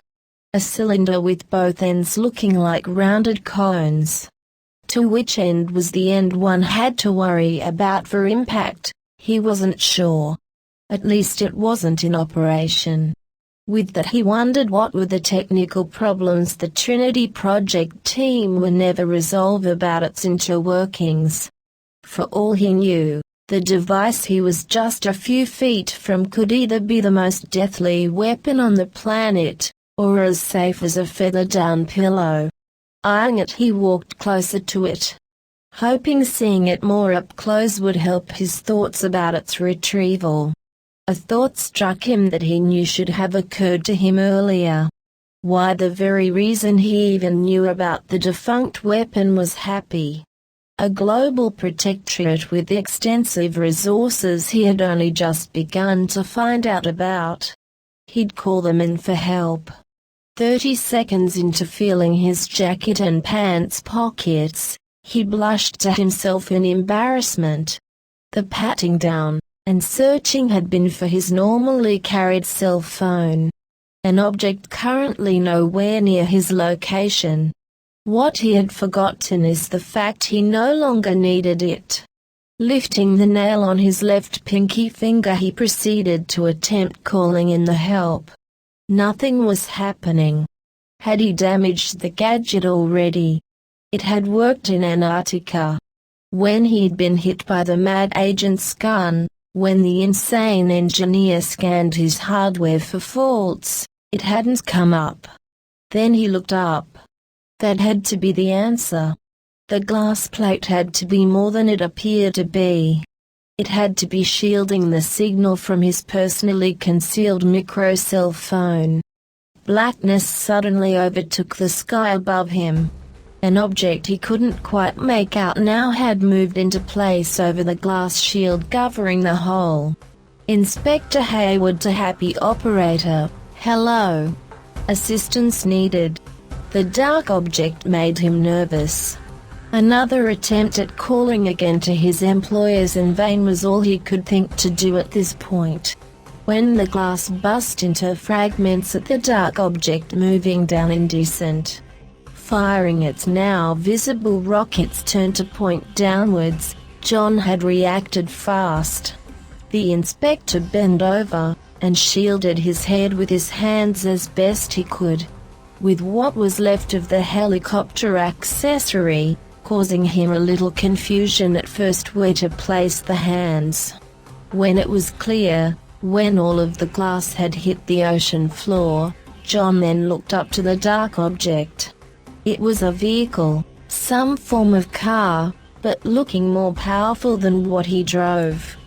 Definitely not a product of 1980s visual reconstruction.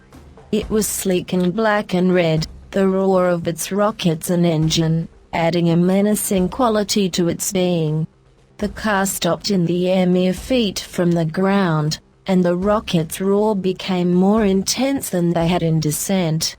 Likely John guessed this was their way of maintaining lift by more exuding thrust. Given the black and red car's overwhelming sound, other sounds were lost on him. For the second time in the last few days he felt as if he were deaf, but with different cause for the belief. Turning away from viewing the machine hovering over him, he noticed something about the wall of water he'd somehow missed before. A fact that had either escaped him, or was now new. The room was starting to have water drip into it. The wall wasn't containing all of the seawater outside. With not hearing anything beyond the deafening, blasting rockets, John failed to notice a different matter. The car's front driver's side door was now open. Chapter 18. The driver took care not to land on the Trinity bomb when jumping down to the ocean floor. Shortly afterwards, the driver's pet followed in suit into the hollow space to its floor. John didn't know there was a change of any kind till the visitor grabbed him and turned the inspector to face him. Pushing the other man away, John took a good look at him. A long red jacket accented with black. Face obscured by a black down-turned-down fedora-style hat, and a scarf of the same color. While the outfit he wore looked a little cheesy, John wondered about the one thing with it which wasn't red or black. The medieval-looking spiked, clawed glove being worn on one of his hands. It showed signs of dried blood on it. As the driver's cat proceeded to nose around the room, John asked the man, "Who are you?" The driver replied in a gravelly voice loudly, "All that is evil bent on destruction. The leader of an organization that leads the criminal world to glory in defeating justice. The man who will succeed where his followers have failed. The bringer of." John cut him off with, "You are the person who runs mad, aren't you?" "I am Dr. Claw," he stated in a shout which sounded like a growl. Quickly Dr. Claw was at John again, this time knocking him to the ground, instead of taking the inspector by the shirt. Eagerly the leader of MAD started to do a task which he had done many times in the past. To bring another to their doom. To deal out warranted death to those he felt deserved it. Where others working below him failed, he would succeed. He rammed his gloved fist into John's chest and turned it to dry, and grind away its flesh and bone. To stop the man's heart, and do what he must later with it, and the rest of the man's body in study. He didn't get far. Beyond tearing the shirt under the partially unbuttoned trench coat, and some blood from ripped skin, Claw couldn't go further. The villain sat confused, and then simply hit the inspector's chest a few times. The sound made wasn't one would hear when hitting flesh. The sound heard was that of a metal plate. I don't know if I should be deeply self-concerned about that or relieved, John said, turning to Claw, grinning.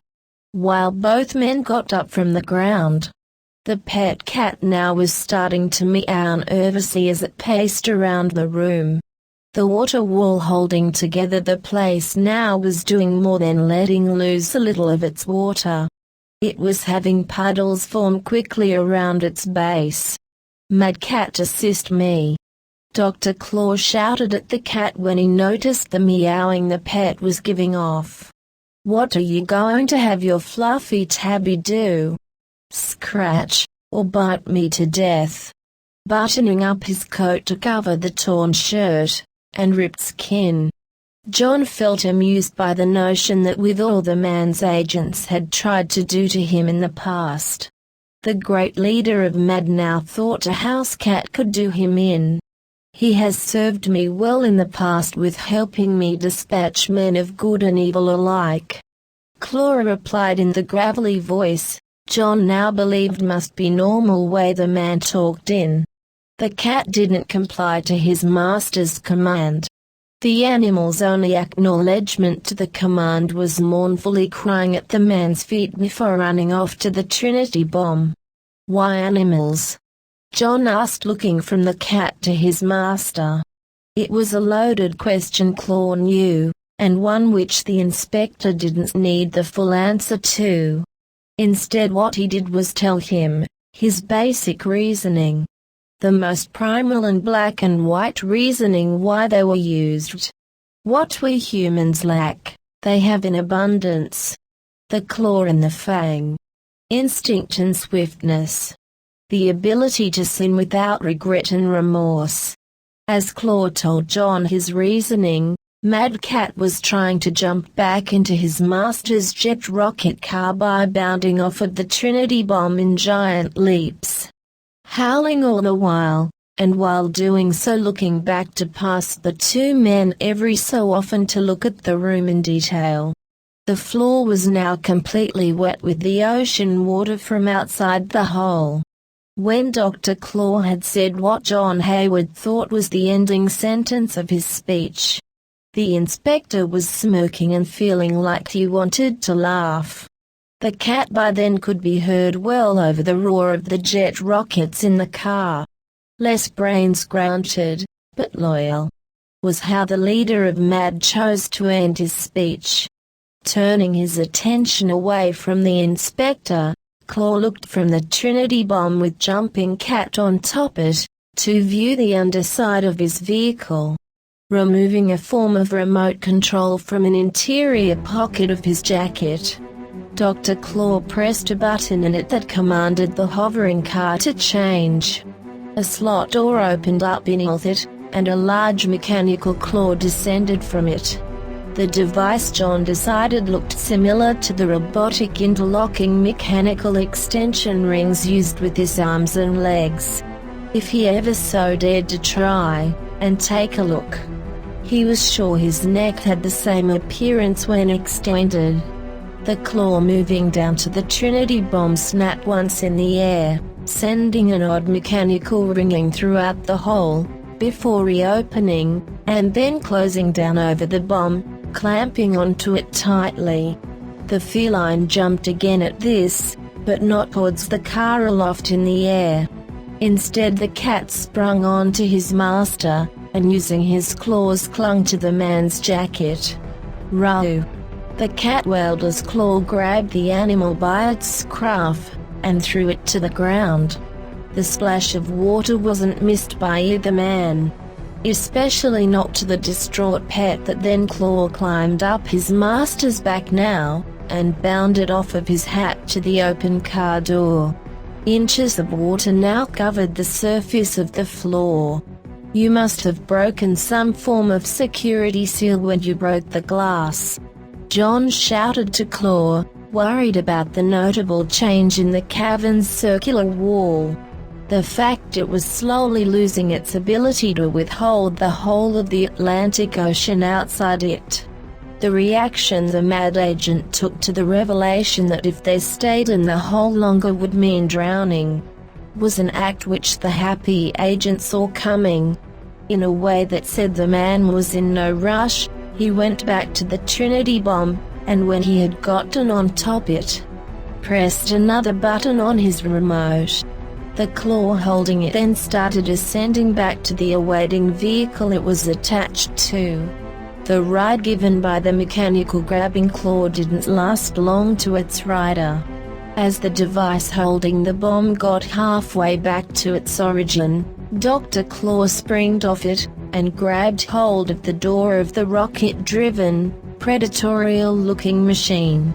The act of the jump, grab and slide back into the driver's seat, was something John was sure had been practiced many times before, for its movements had taken very little time.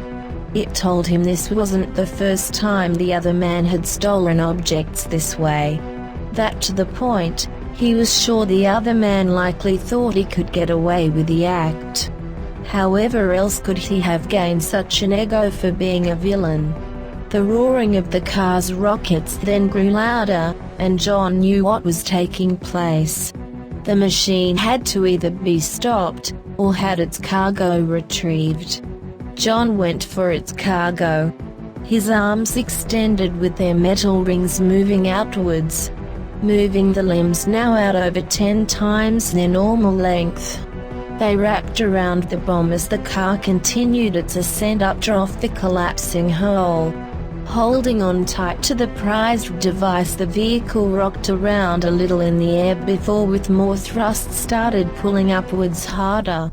This changed the odds in favor of the inspector, an act he was sure wasn't intended by the leader of MAD. The mechanical claw lost its grip on the bomb. In the blink of an eye, the Trinity bomb hit the flooding ocean floor. A hit from a feather-down pillow was not an accurate description of the bomb's explosion, nor the most deadly force on the entire planet.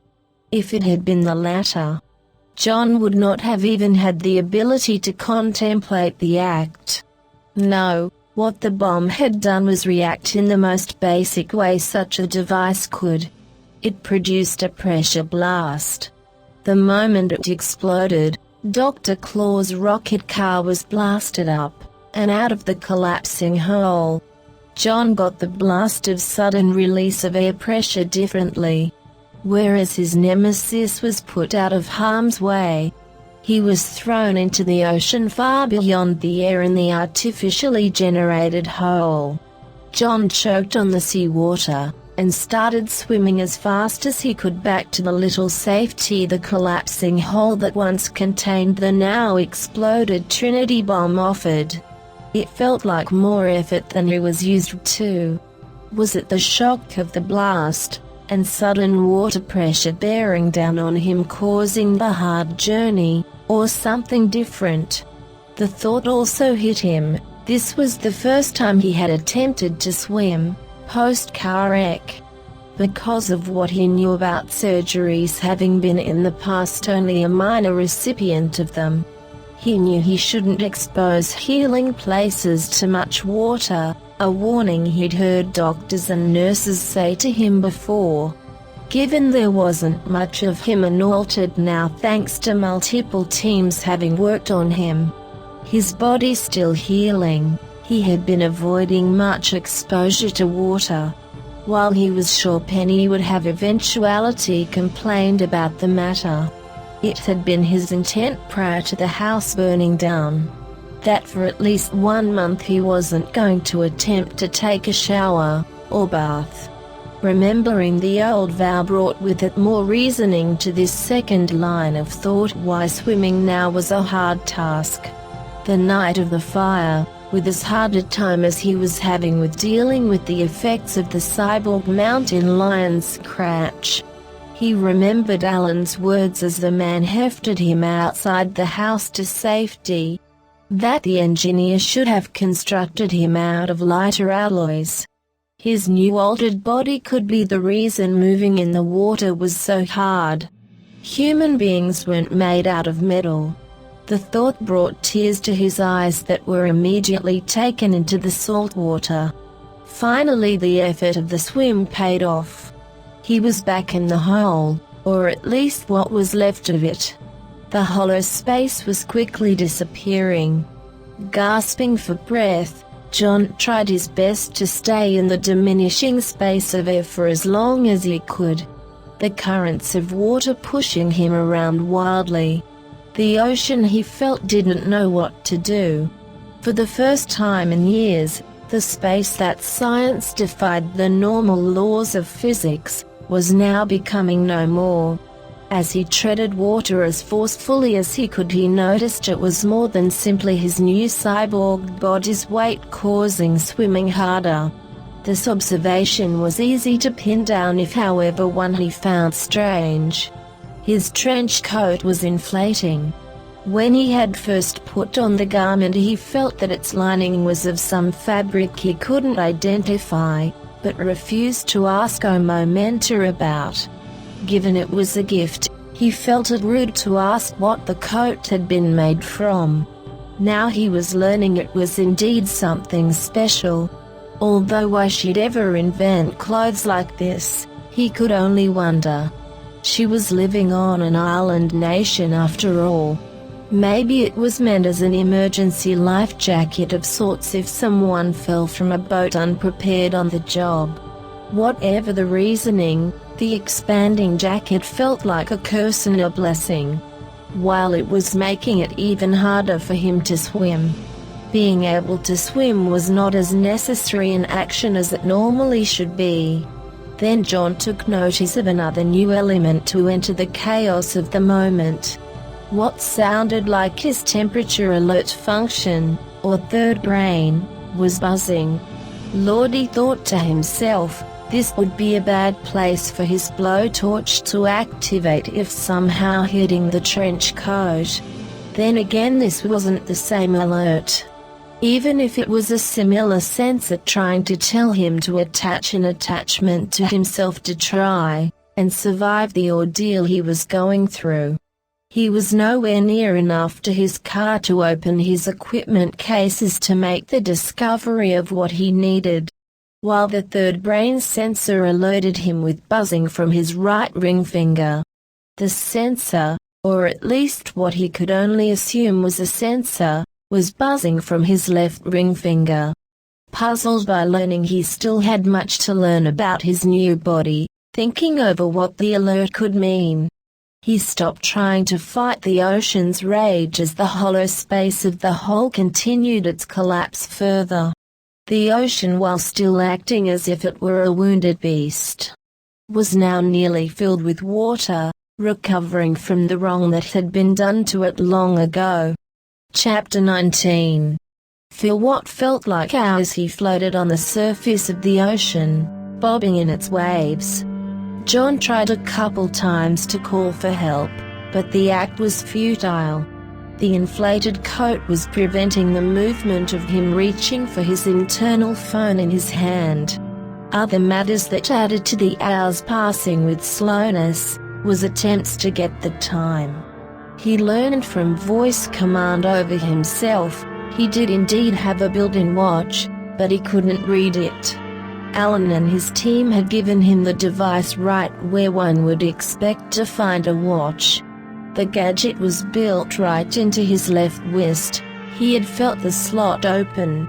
Sadly, again, what was preventing him from calling for help also was causing him not to be able to check the time. Through the hours he lay on his back staring up at the sky, the buzzing continued. He for a short while wished it would stop until realizing what that would mean. It was powered somehow by him. If he ceased to be, that would then be the reason the buzzing would stop. He wondered if this would have been the result if he had not left his companions back in Stanley. Would his niece Penny have been able to help? Was she really the potential victim he felt she could be? The teenager had spunk, more of it than he wished was there. It had led her to trouble more times he was sure of than what he knew of. Whether that be more than his sister had told him of over the years about the girl, and what he had personally witnessed from her after taking her in. That spunk, the spark in her personality, however as much trouble as it was how she made it in the world. Maybe she, with her mind being not as morally abiding as his, would have helped him deal with the leader of MAD differently. Could his Cheshire Cat co-worker Alan have helped him, if he had not forced his stay back on the island? The man was smart but also impulsive, and also loony. Being what John suspected was unsound in his mind, the other man, Alan, was a dangerous madman. No, he just thought he was a superhero. That craziness was a matter John wanted to dismiss as delusional fantasy. An opinion he was now forced to deny. The nut had helped save his life. John had in fact witnessed proof beyond his own construction. The man was an engineering genius. He had made what looked to be a length of cloth, turned gape into a superpower-giving clothing accessory. How he would have dealt with Dr. Claw, had John thinking of actions he thought would normally only have a basis in the reality of comic books and cartoons. As the sky darkened with the coming of night, the twilight brought change to his seclusion. A sound grew louder in his ears. It went in and out of hearing as the waves of water around him splashed around his head. One moment a loud mechanical hum, and the next moment's pulp, one moment humming and the next moment's plop. When the noise was growing so loud, John could even hear it with his ears submerged in the seawater. The source of the sound shone a light onto him. It was a helicopter, and at that a familiar-looking one. Watching it hover in the sky, he wondered if it was the same exact one he'd last seen in Antarctica. The massive vehicle was labeled HAPPY. Somehow his employer had found him. A door slid open on its side, and with that more familiarly jumped to his mind. Faces he had been wondering for the last few hours if he'd ever see again. Bah ha ha ha ha ha. Penny couldn't contain her laughter at the sight of her uncle bobbing on the water like a strange-looking inflatable. Have some maturity, Penny. Alan chided the girl as he tried to restrain himself from laughing, simultaneously giving her a nudge hit in one of her shoulders to sharpen his request of her. "Do you like the trench coat, Inspector?" Nikio Momenta questioned him, shouting as she let a rope ladder drop down from the open doorway to the ocean below. "It's fine. Wonderful, a lifesaver. Please help me up." He had not needed to shout his reply, but after the countless hours he had spent alone drifting in the ocean, it felt necessary. Mizzo Momenta was more than halfway down the ladder to him when he had said his answer, well within her earshot range. Reaching John finally, Nikki tried her best to hold on to the ladder and help him at the same time. Trying not to fall into the water as she did the act, she grabbed hold of the front of his coat and pressed its top button right below his chin. The airburst the garment let out felt like a good start to getting dry again. To Mizzo Momenta, it was the thing that finally made her lose her restraint. All she did was giggle as her hair fell back into her face from having it shoot upwards in the blast. "Take my hand," she requested as he then, finally able to move, reached up to take her invitation. On board the helicopter, John, once being handed a towel, looked between them all as he started drying himself off. "What happened?" was the only question he could think to voice off the bat. He had more questions, but one was answered without words.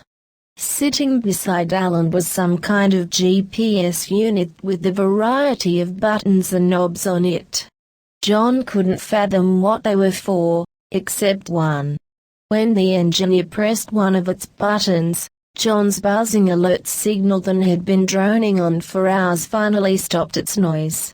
"You didn't think you could get rid of me that easily, could you, Uncle?"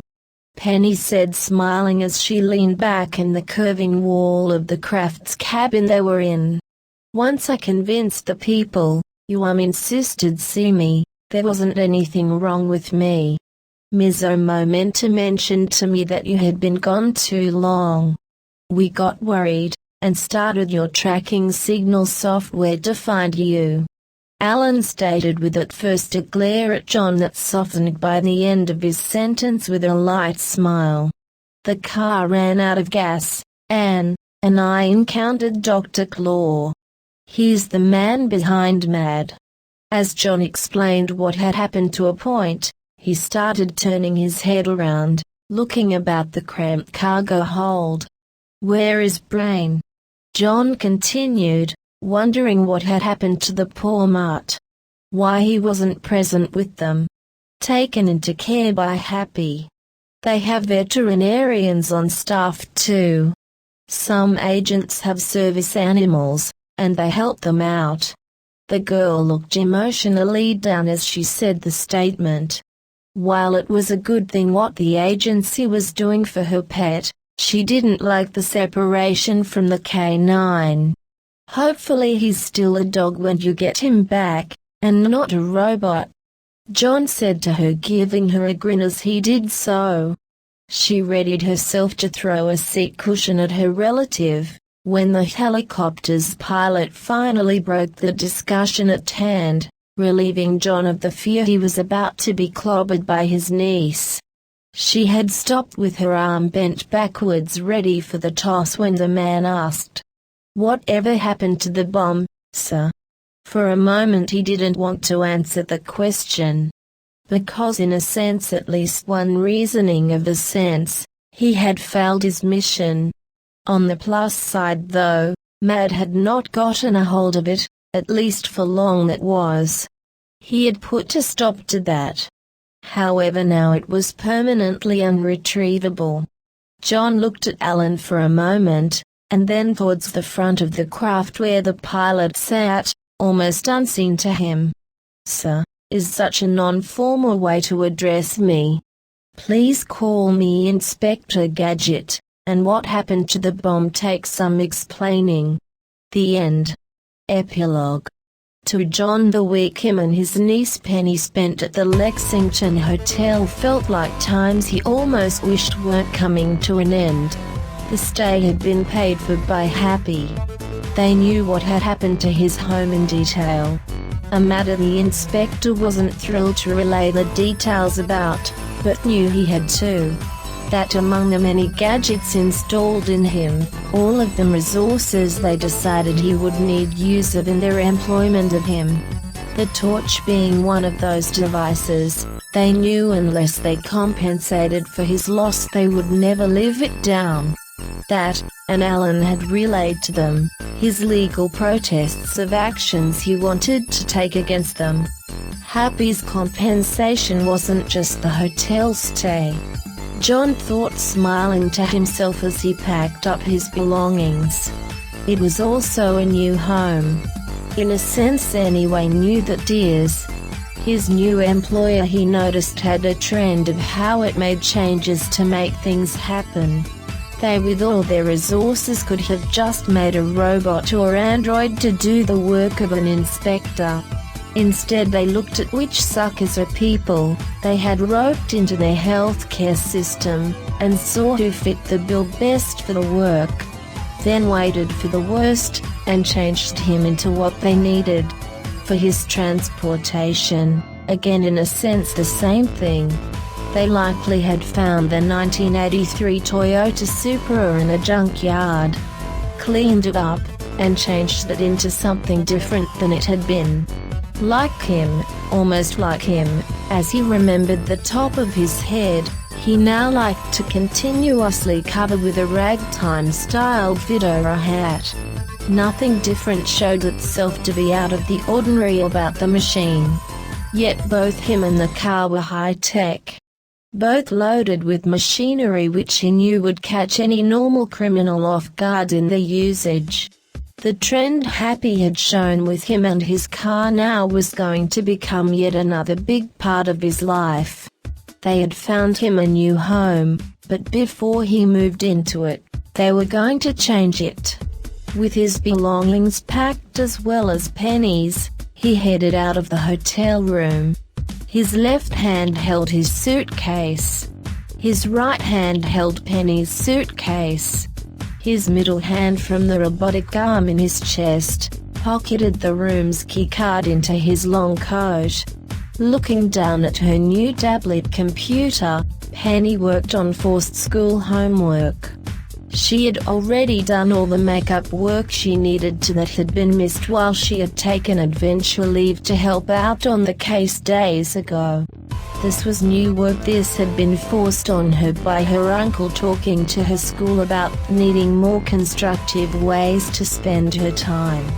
It had been done to her as a type of revenge for following him on his mission.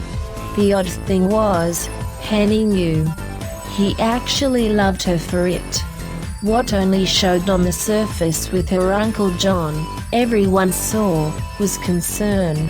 Exactly what the man wanted to show. Deep inside, however, by how he'd been treating her the last few days, told her otherwise. While the schoolwork annoyed her, she was grateful for the distraction. She missed Brain. The dog's care, with the vets working for Happy, was taking more time than she could bear to be apart from the mutt. Penny had been told they had never encountered a case like his, that the dog's mind and senses were being used to relay information wirelessly as an unwitting spy. They did discover how to change the animal's brain back to normal. She just hoped not too normal for a dog. Discovering Brain's ability to think as he always had, was a matter she was about to find out about.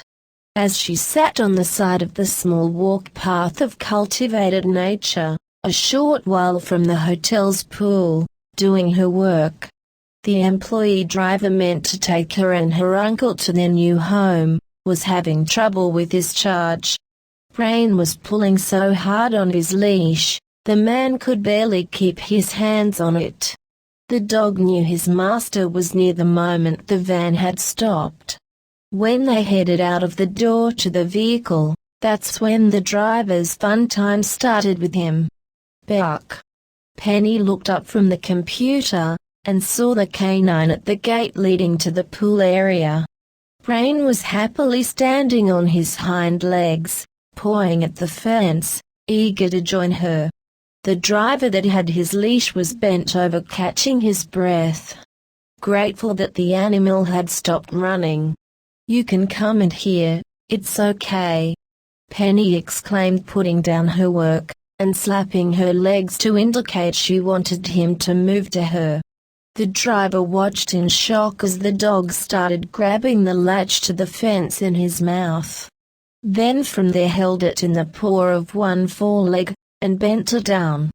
Brain had opened the pool area's gate. The man's dragging was about to begin again. He gave up. Brain ran to Penny with the leash sliding and skipping along behind him. When the dog made it to her, he knocked her and her computer off the rock they had been sitting on. She smiled, and just let the dog lick her as she hugged him. Both overjoyed to see each other. "How have you been?" she asked the mutt, still hugging him. The hug had to break when Brain saw his best true way to communicate to her. There was magic paper by them with a document already on its surface, awaiting his typing. When Brain had finished writing his message to her, she smiled broader than before. This was more proof the vets had not changed everything back to normal for the dog. While he may not be a spy anymore, he was still intelligent. The message on the computer screen was, "Lots of people. Nice people looked after me. Wasn't fond of the treatment for a time. It reminded me of the old days before you. In a cage, forced sleep times. Now no more nightly intruder. The good people brought me back to you. New magic paper. I lost my, and I've told you this before. It's called a computer. This is a replacement one to the one I lost in the fire." She giggled as she told the pet the information, taking him in for another hug. "I see Brain appears to be okay now," John said, interrupting the moment, as he stood a few feet away from them, taking in the scene. "It's time to go?" Penny asked, still in the upside-down position she had fallen into when Brain ran into her. The dog still nuzzling and licking her, as she looked into the leaves of a bush almost over her head. "Van's here, Penny. That's how the former spy dog got here. Time to go." John pulled the dog off her, and she sat up as he uttered the words. "Has Alan revealed to you anything about this place?" she asked, standing up. As they walked to the gate, John told Penny all he knew about the home. Alan had not told either of them much. The man had been staying in the hotel, but not as much as them. Most of the engineer's time had been spent at the site where the house was being worked on. He was the team supervisor. Him and his secrecy, John wondered what the man had been cooking up the last few days. All that the agent had revealed was it was still a home on the outskirts of Metro City, like before with their old home. The place looked to be 40 or 50 years old, but its paint and upkeeping over time well hid that age fact. That the neighborhood was nice, and rarely had crime happen in it. When they arrived at the house, the parking of the van was forced to the street side. The driveway was filled with utility and contractor vehicles, plus a sight not seen since John was in the Atlantic Ocean. The modded Super Gadget mobile, as he was now starting to call it, was there. It now looked like a car again, windows repaired, and was dry as a bone. The house looked great from its outside. 2 stories, same as before, with the yellow coat of paint instead of white, which is a change. Silver maple trees instead of little leaf lindens. A short stone patio before the front door, instead of a long cement brick step to the same place. All were eager to check out the new home, but Brain led the charge with no leash on him now. When the dog ran across the nicely cut grass of the yard, past the patio, and in through a doggy door built low into the house's front door. A loud alarm sounded within seconds of the pet's entry into the residence. John and Penny both at the same moment started running for the house. For them, just the simple knowledge the dog had triggered some form of home security worried them both immensely. As they entered the house, the siren sounding alert ended. Brain sat looking up at them while a man in a plumber's outfit held his collar. It was Alan, who had shut off the alarm. The noise ended as he tapped in a code sequence to a numerical pad attached to the wall by the door they had entered. "I think your home security system needs some tweaking, Alan. Brain shouldn't be setting it off, I think," John said, looking between the engineer and the doggy door. "It's a bug that needs fixing, I know. But think about it, we don't want any wild animals entering the place. Remember the last time that happened?" Alan's Cheshire cat smile returned as he spoke the reply. Continuing, he motioned out his hands and arms to indicate the home at large. "Welcome to your new home, Inspector Jonathan Hayward, aka Inspector Gadget. This place has built into it every modern high-tech convenience you could ask for and more." "What kind of more?" John asked hesitantly. Say asked the house for something." Alan grinned as he answered the question. "You're grinning." Now John felt worried. "No need to worry. I'm sure Brain setting off house security is the only bug. Go on, try something."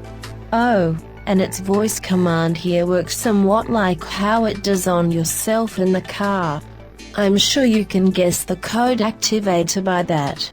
As he made his request to John, he sat down in a nearby chair, taking to it backwards to face the group.